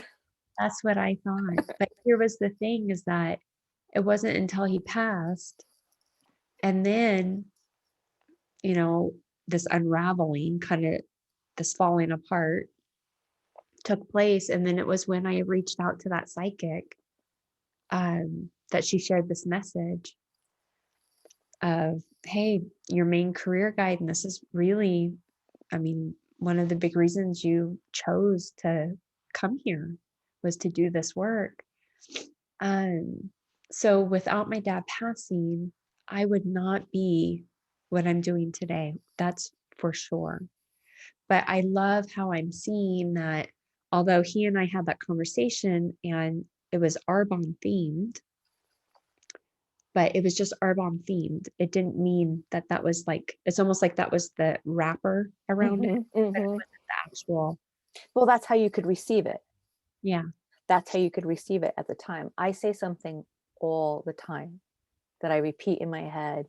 My clients will say this all the time. I don't actually say to clients, my girls, because I always feel like we're a tribe, and it's not like me and my clients, because I leave it just as much as I come in with. So I always say my girls, um, which you are, and we're on the same tribe, is that it's never about what you think it's about.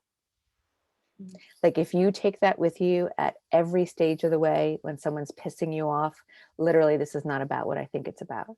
Something, even something great happens. This is not about what I think it's about. It's a great way to always practice non-attachment.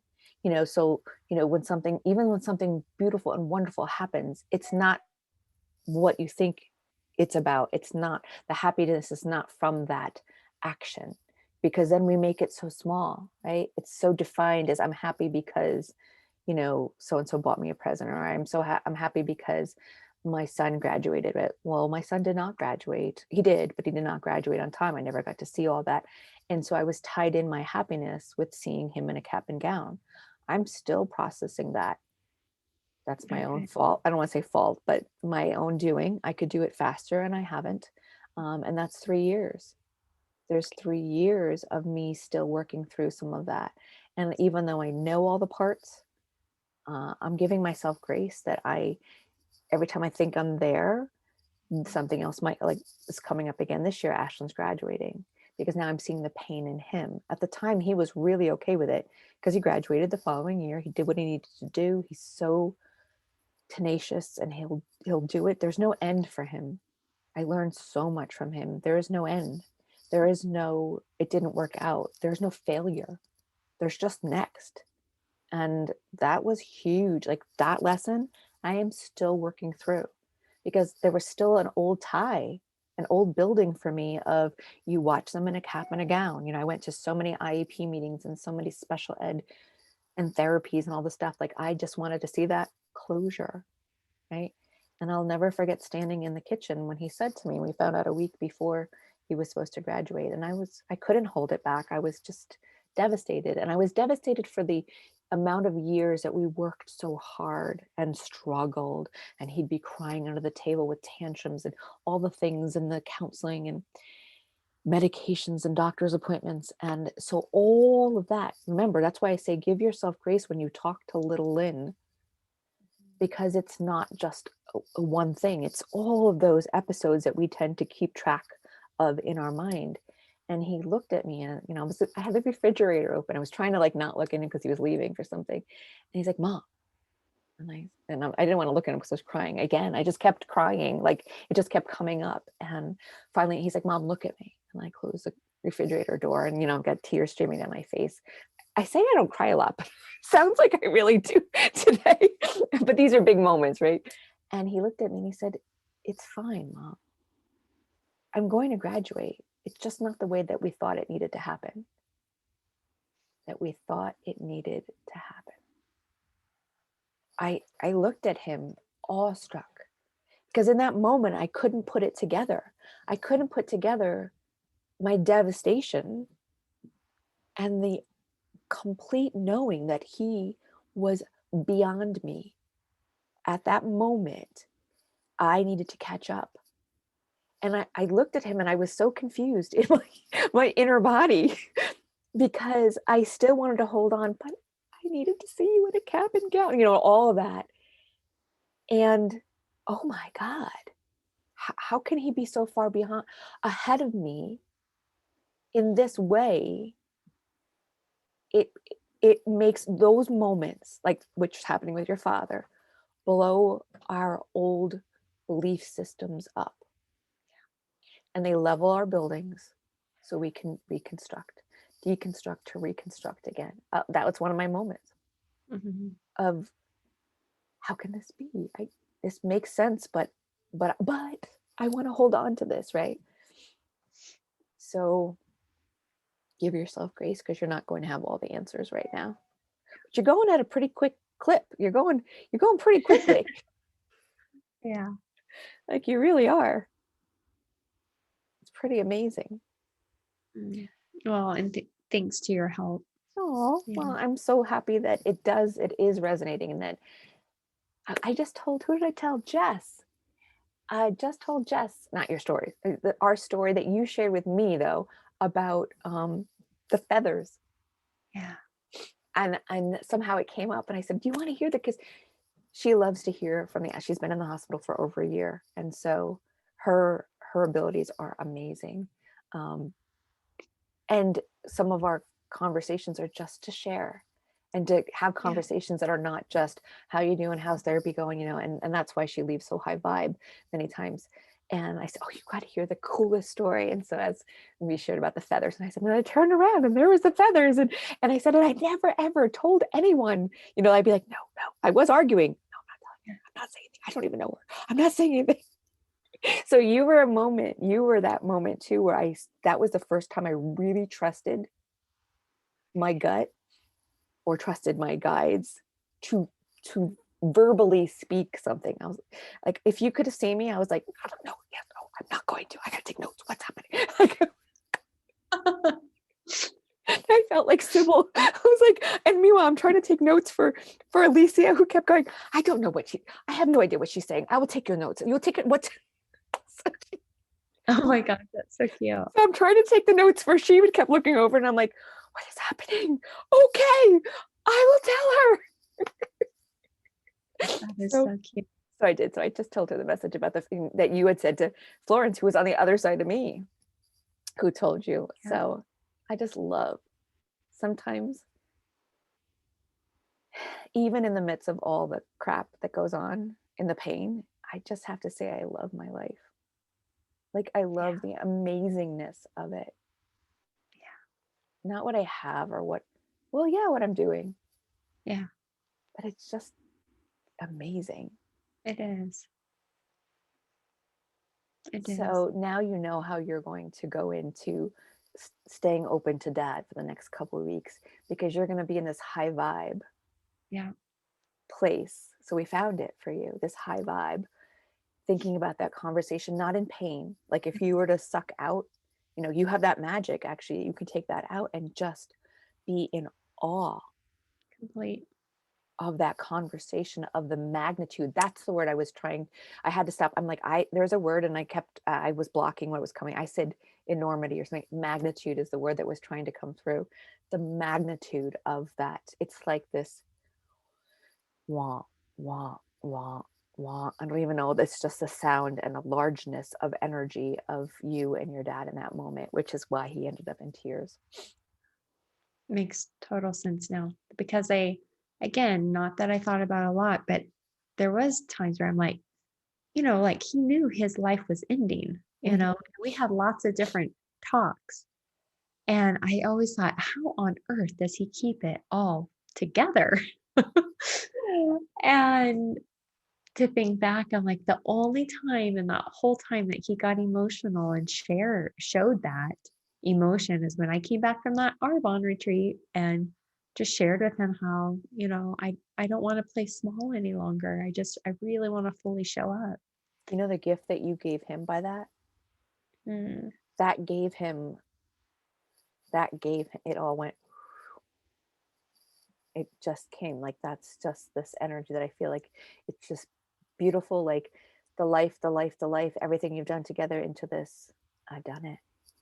yeah. I've done it. Like that's like what I can see is just, I've done it. And it's all right there.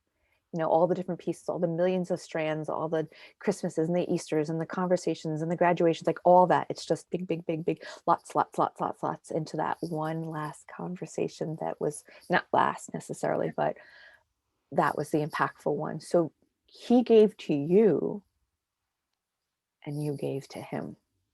That was a pinnacle. And that moment, if you ever have a question about how do you know a soul contract has been closed, has been met, if you want to say, has been finished, that was Fulfilled. it. Fulfilled. Thank you. That was it. That moment is a pinnacle. So you actually have, not everyone can find it. Sometimes it's people that have moved out of each other's lives. Sometimes we don't have to. Sometimes our end finishes, but their end doesn't. Like we can finish, but they might go on thinking, or reversed. Someone else's has left ours because their soul contract with us has finished, but ours is not. that can happen too. That's not always equal. So some people will move on and we'll either still feel agitated by them or upset or whatever it is because we're not finished working through something.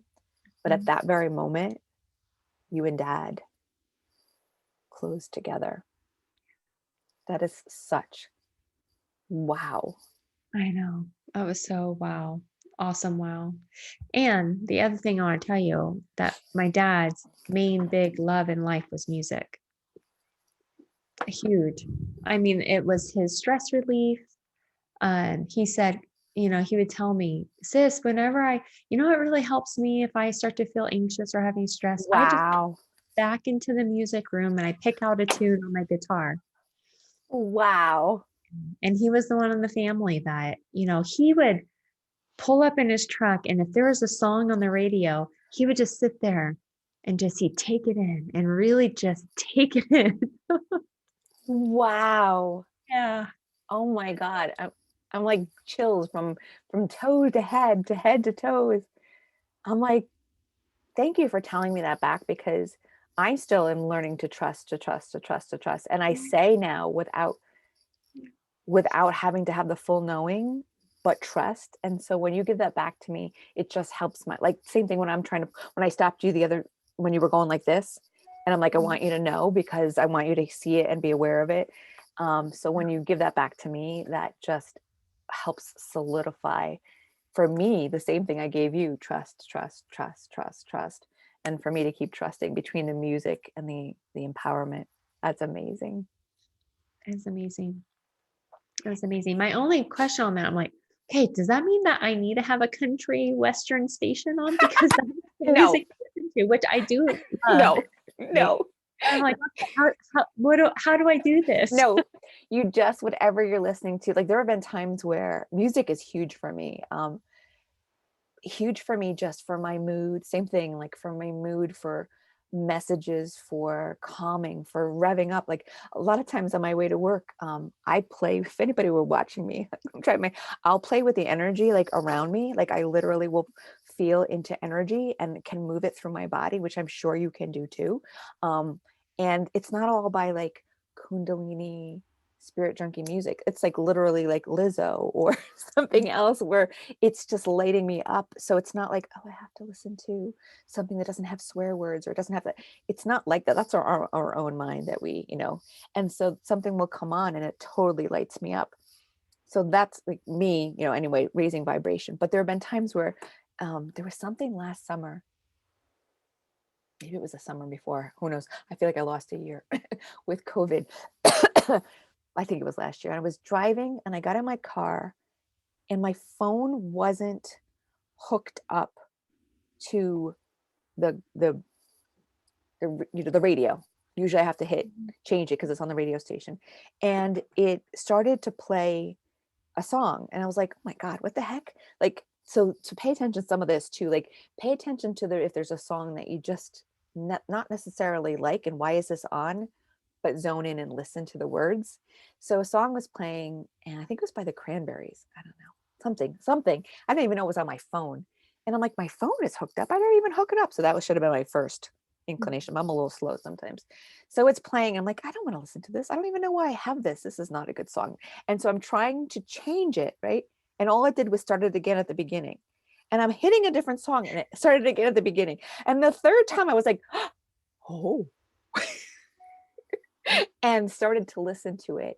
And I couldn't tell you, but it was something that was going on in my life at that time that was bothering me. And it was just churning in me. And I couldn't quite let go. I was chewing, it was gnawing at me.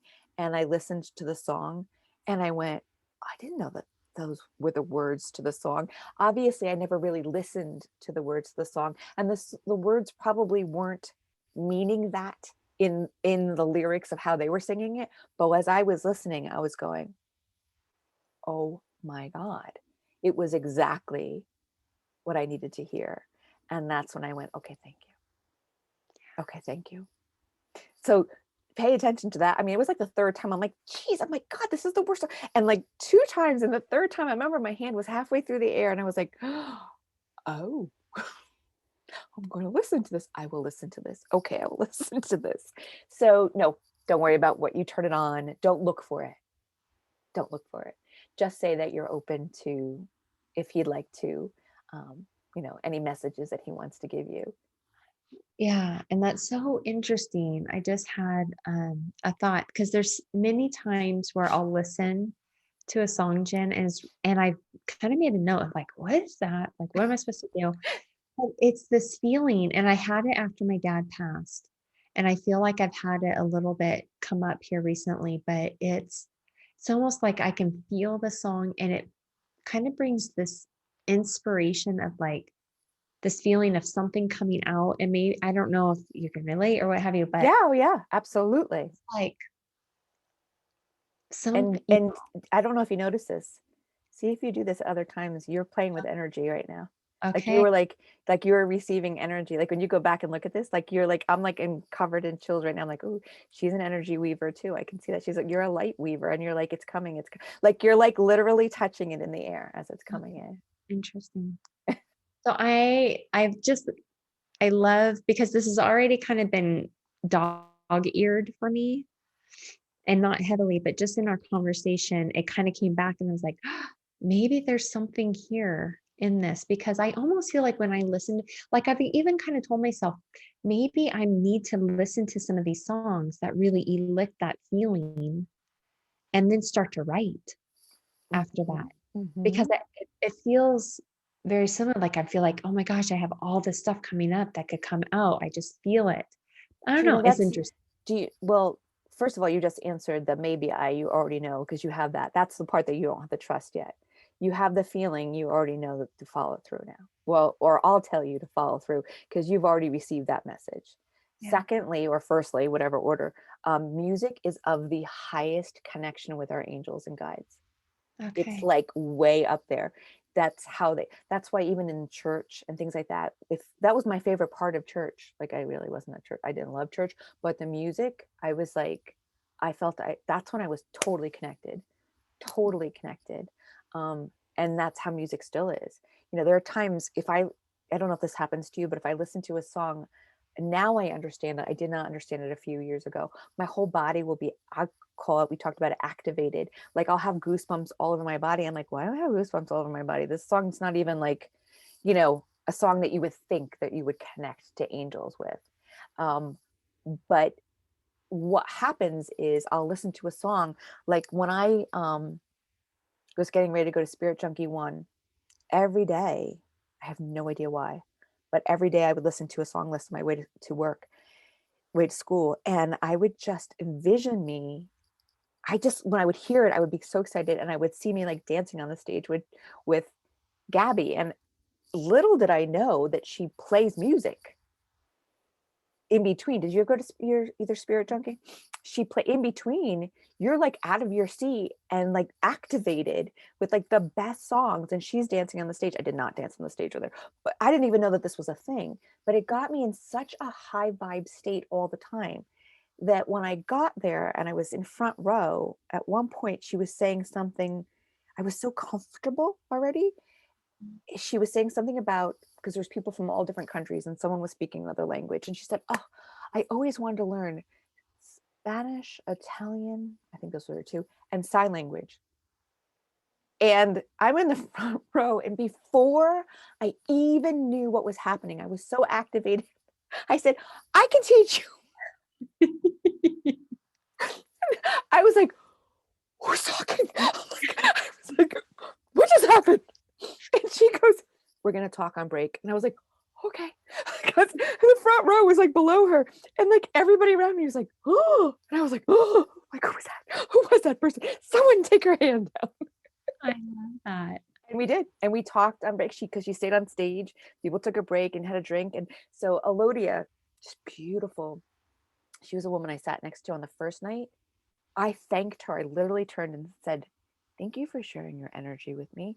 This beautiful Black woman, long dreadlocks, sitting next to me, and I could feel her radiating. She was just love, like beauty. So that next day she was sitting next to me and she's like, God, call her. I was like, I'm not feeling as strong as I was a few moments ago when I was like, hey, like, and so I did. I'm like, Gabby. And then she came over and she sat cross-legged and we talked about it. And I ended up sending her a sign language video when her son was born Oh, to teach her. But my whole point was that music, your dad was very connected. mm, And if you are connecting, it's not just because of him, but you are connecting to your angels and guides. And pay attention when you are activated and you're just feeling like, there are times where I'll hear a song and I'll get teary eyed, not sad in the yeah. least, not upset, just overwhelmed with emotion. Mhm. So, sometimes I'll go back and listen to the song again, see, is there a specific message in there? Or am I just really letting go in that moment and so at ease and so blissful that I'm totally letting them in?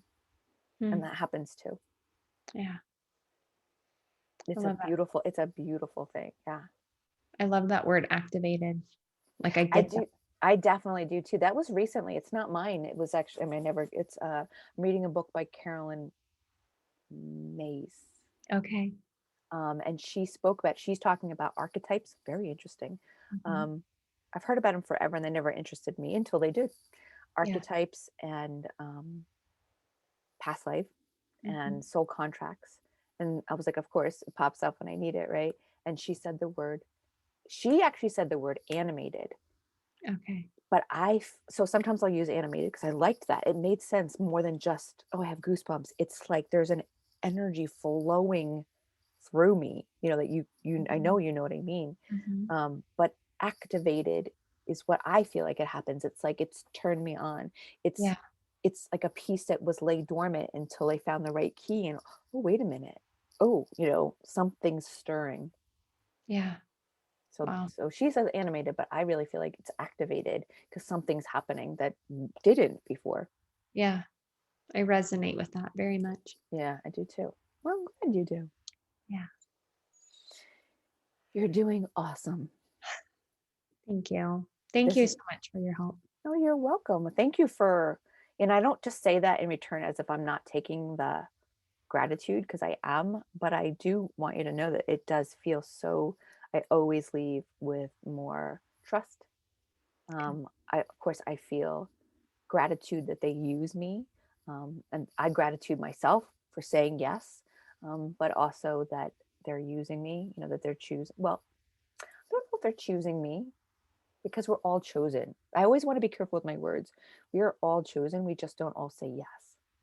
Yeah.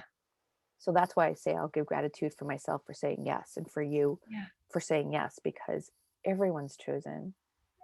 But sometimes that's not their go around in this life. It's not their purpose, Yeah.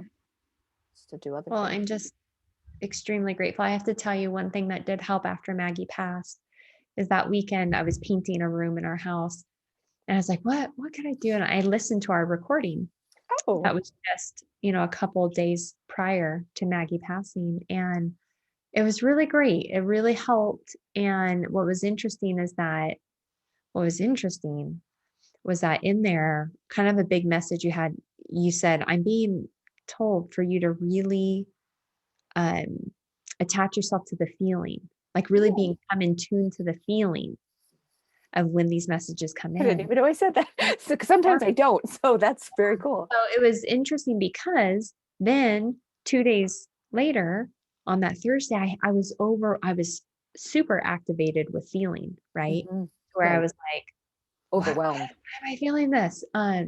So it just was a reminder because I forgot about that in our reading. And so Ah. it was a reminder to me of like, okay, really time into that feeling because you were even after sitting in that session with Jen, you were kind of just like, my day is swirling. Why am I feeling this way? Like I wasn't even tuning in of like, what's going on here? I'm like, how can I not be? Look at the work I'm doing.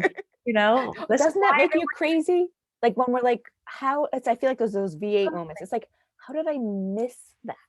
totally. Yeah. I do that all the time. Like, Yes. duh. And what was also interesting is at the end, you said, I want to pull a card from my Colby deck. I You did. did. And you went in and you kind of talked a little bit about Colby. Yes. And so it just resonated because I was like, oh my gosh. And now here I am. And I've And never pulled a Colby. I've never, I mean, it's not Colby, it's Kyle Gray's light seer. I think that's the light seer one. But yeah, I call that my Colby because it came that day. And I yeah, brought it with me to the vet that day. And it brought me the peace. It didn't bring me the peace. I allowed that to be, divination tools are, they only meet us halfway. Like if people want to do tarot as a game, it's going to read as a game. If yeah, some, I don't know tarot, so, but I'm just saying, but if someone's going to use angel cards as being false and just frivolous, and they'll be just frivolous. But if you're allowing it, you're showing up to say, okay, what is this activating in me? What do I know already that's just a confirmation of? yeah, That's how to best use it, because we could be alone on on an island by ourselves with nothing, and we are our best beacon. yeah, Oh, I like that, the beacon. Yeah, I agree. yeah. Our So beacons. it's just really interesting. Oh, thank you for telling me that, because sometimes I don't even know. Yeah. Would it be easier for you, because when I download this, it comes as the video, and it also gives me a separate MP, like, just to listen to. Do you want me to just send the audio? Is that easier to just play that? No, it's fine. And I like, because like you said, there's kind of some visual stuff. Yeah, So well, especially this one I was watching like all the way through, as you go back to look at you to see a lot of the things that yeah. you're doing. And what I will do tonight is I need to download, because I don't think I saved our last session. So let me do that before you discard it on your end. Okay. So our last session 2 weeks ago, I need to save. And then when this one comes through, I'll save. Okay. Just to make sure that I have them all. Okay. You have the last one, right? Yes, you emailed it to Emailed me. it, so you're just gonna download it. I need to download it. Yeah. Okay. All right. I'm pulling one because I was very pulled, not mine again, Kyle Gray, but I'm going to Angels and Ancestors. I happen to really, really love this, and especially because he has animals all the way through this one. Um, he's got ancestors, all kinds of energies. This is a lot for animals. And so I couldn't agree more with this one. This is, this is your card. I don't know if you can read it. Mm-hmm. This is a very, very wise woman. This happens to be right now, not right now, right here. This is actually my one of my animal totems that came in one of my shaman um, when I would do drum circle before the Munakai rites. You've got the owl up here. You've got the moon. This is a sage old woman here. Wise one. Grow within your current situation.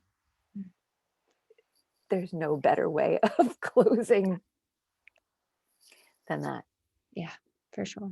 because this is total growth for you. This is total um, deconstructing to reconstruct, and very, very much so working with your Lynn, yourself.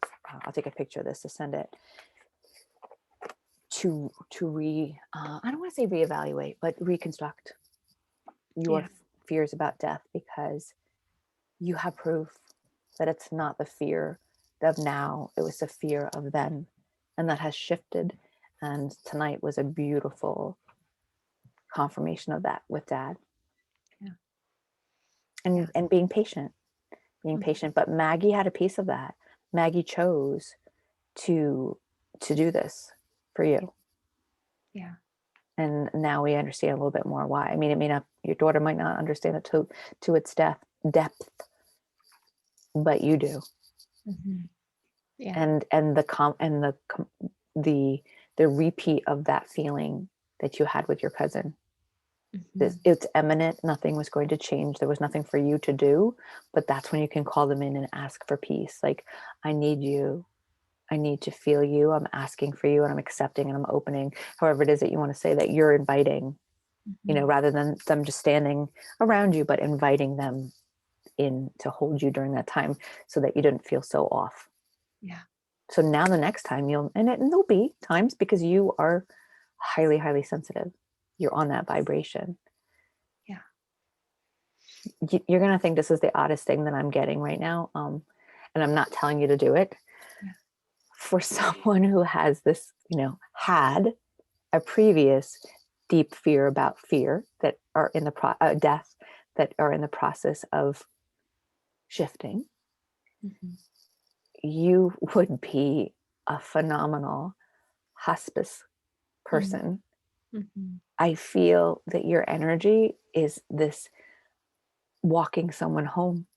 Mhm. So that does not mean that you need, but I see clearly it's false. Like your fear of death is false. Just so you know that, you know more and you're going to get to it. Mhm. So your fear is false. Um, and otherwise I wouldn't be seeing this very clearly. Not to say that that's what you're going to do, but that's your energy is such that you are like a light, like, like you transfer, like you could transfer them with Mhm. between family, because that's just at some point it might have been actually at some point, or it might be someone that you will be at some point. It is very, very strong that I see this beauty of like your light matching others. So I can say without question that the fear is false, Okay. and you are going to start to deconstruct it and become much more comfortable so that you don't feel that around your children, and you don't, that won't, that won't that won't suffocate you. That's the Okay. word I'm hearing. Like it won't take the air out of your lungs, which it feels heavy like that right now. Yeah. Yeah. So there's a beautiful hope. Yeah. Not hope like it's not going to happen, but to know that that will happen. Yeah. That's awesome. Yeah. Thank you. Thank You're you so much. welcome. Thank you You're so much welcome. for everything. I appreciate it. I feel it and I take it into Yeah. anything you need in between. Just let me know. Okay. I definitely will. And just tell I played that recording of Jess to my daughter, and she still is like, that's phenomenal. Oh, It so she was definitely, okay. she was totally okay. She totally, it resonates. She's like, Mom, I cannot believe she picked up the bell because that bell was such a big thing. Oh And my she's like, god. she just kept saying, I just want to know, how does someone do that? Like, how does someone do that?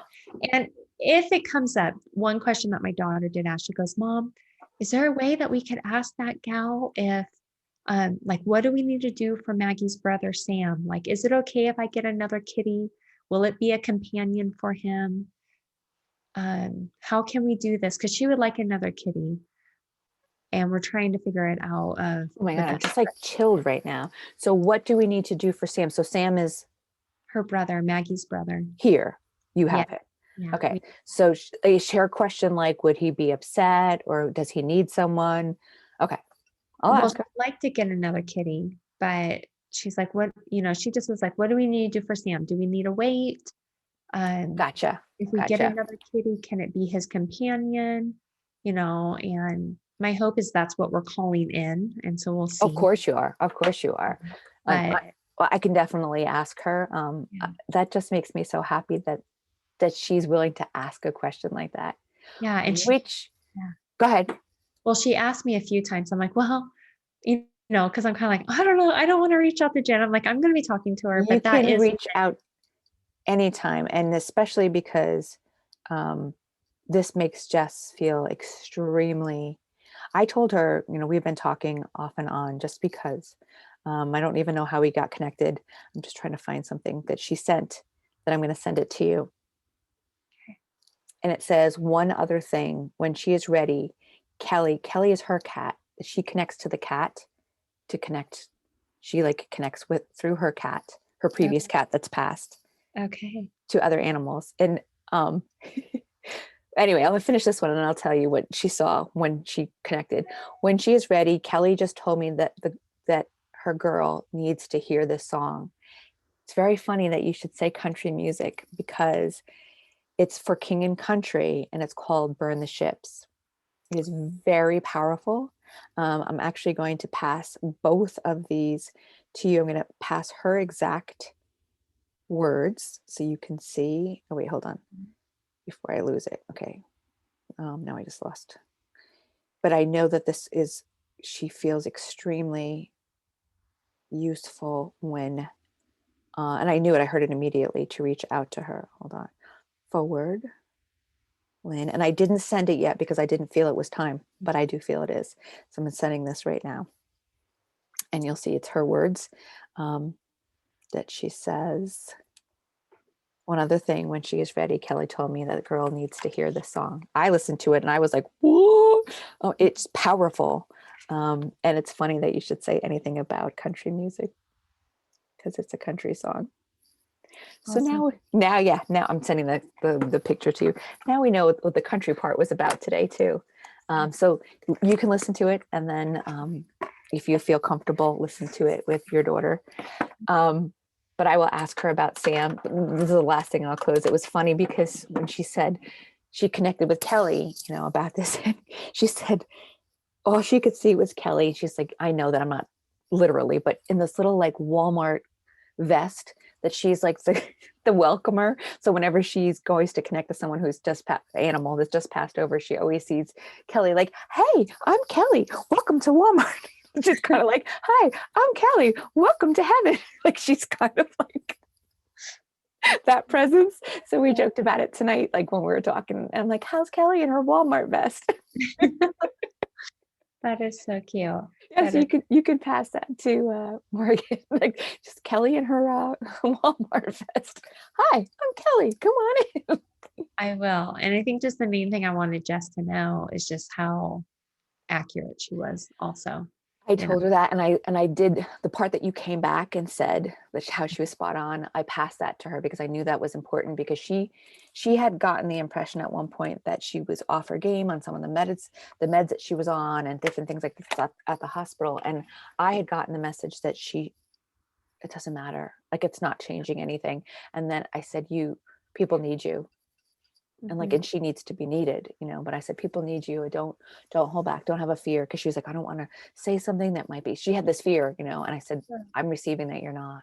And Yeah. so this is powerful on her end too, to feel that she's um, still on her game. Yeah, for sure. Yeah.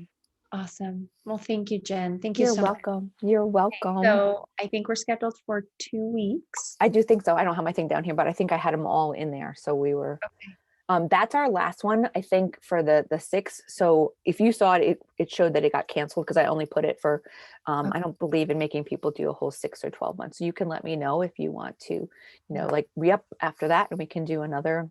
Yeah, for sure. So that's totally up to you. But I Yeah. always make it so that this way people can see. It has to be a solid 3 months just to see Yeah. progression and change. People are like, oh, can we just do a session? I'm like, we can do like a half hour, energy call just to see if we're a good match. But I'm like, one call is not gonna Yeah, change totally. anything. But so if you want that after that, I can I just, do. So we'll yep, just keep going. yes, Sounds awesome.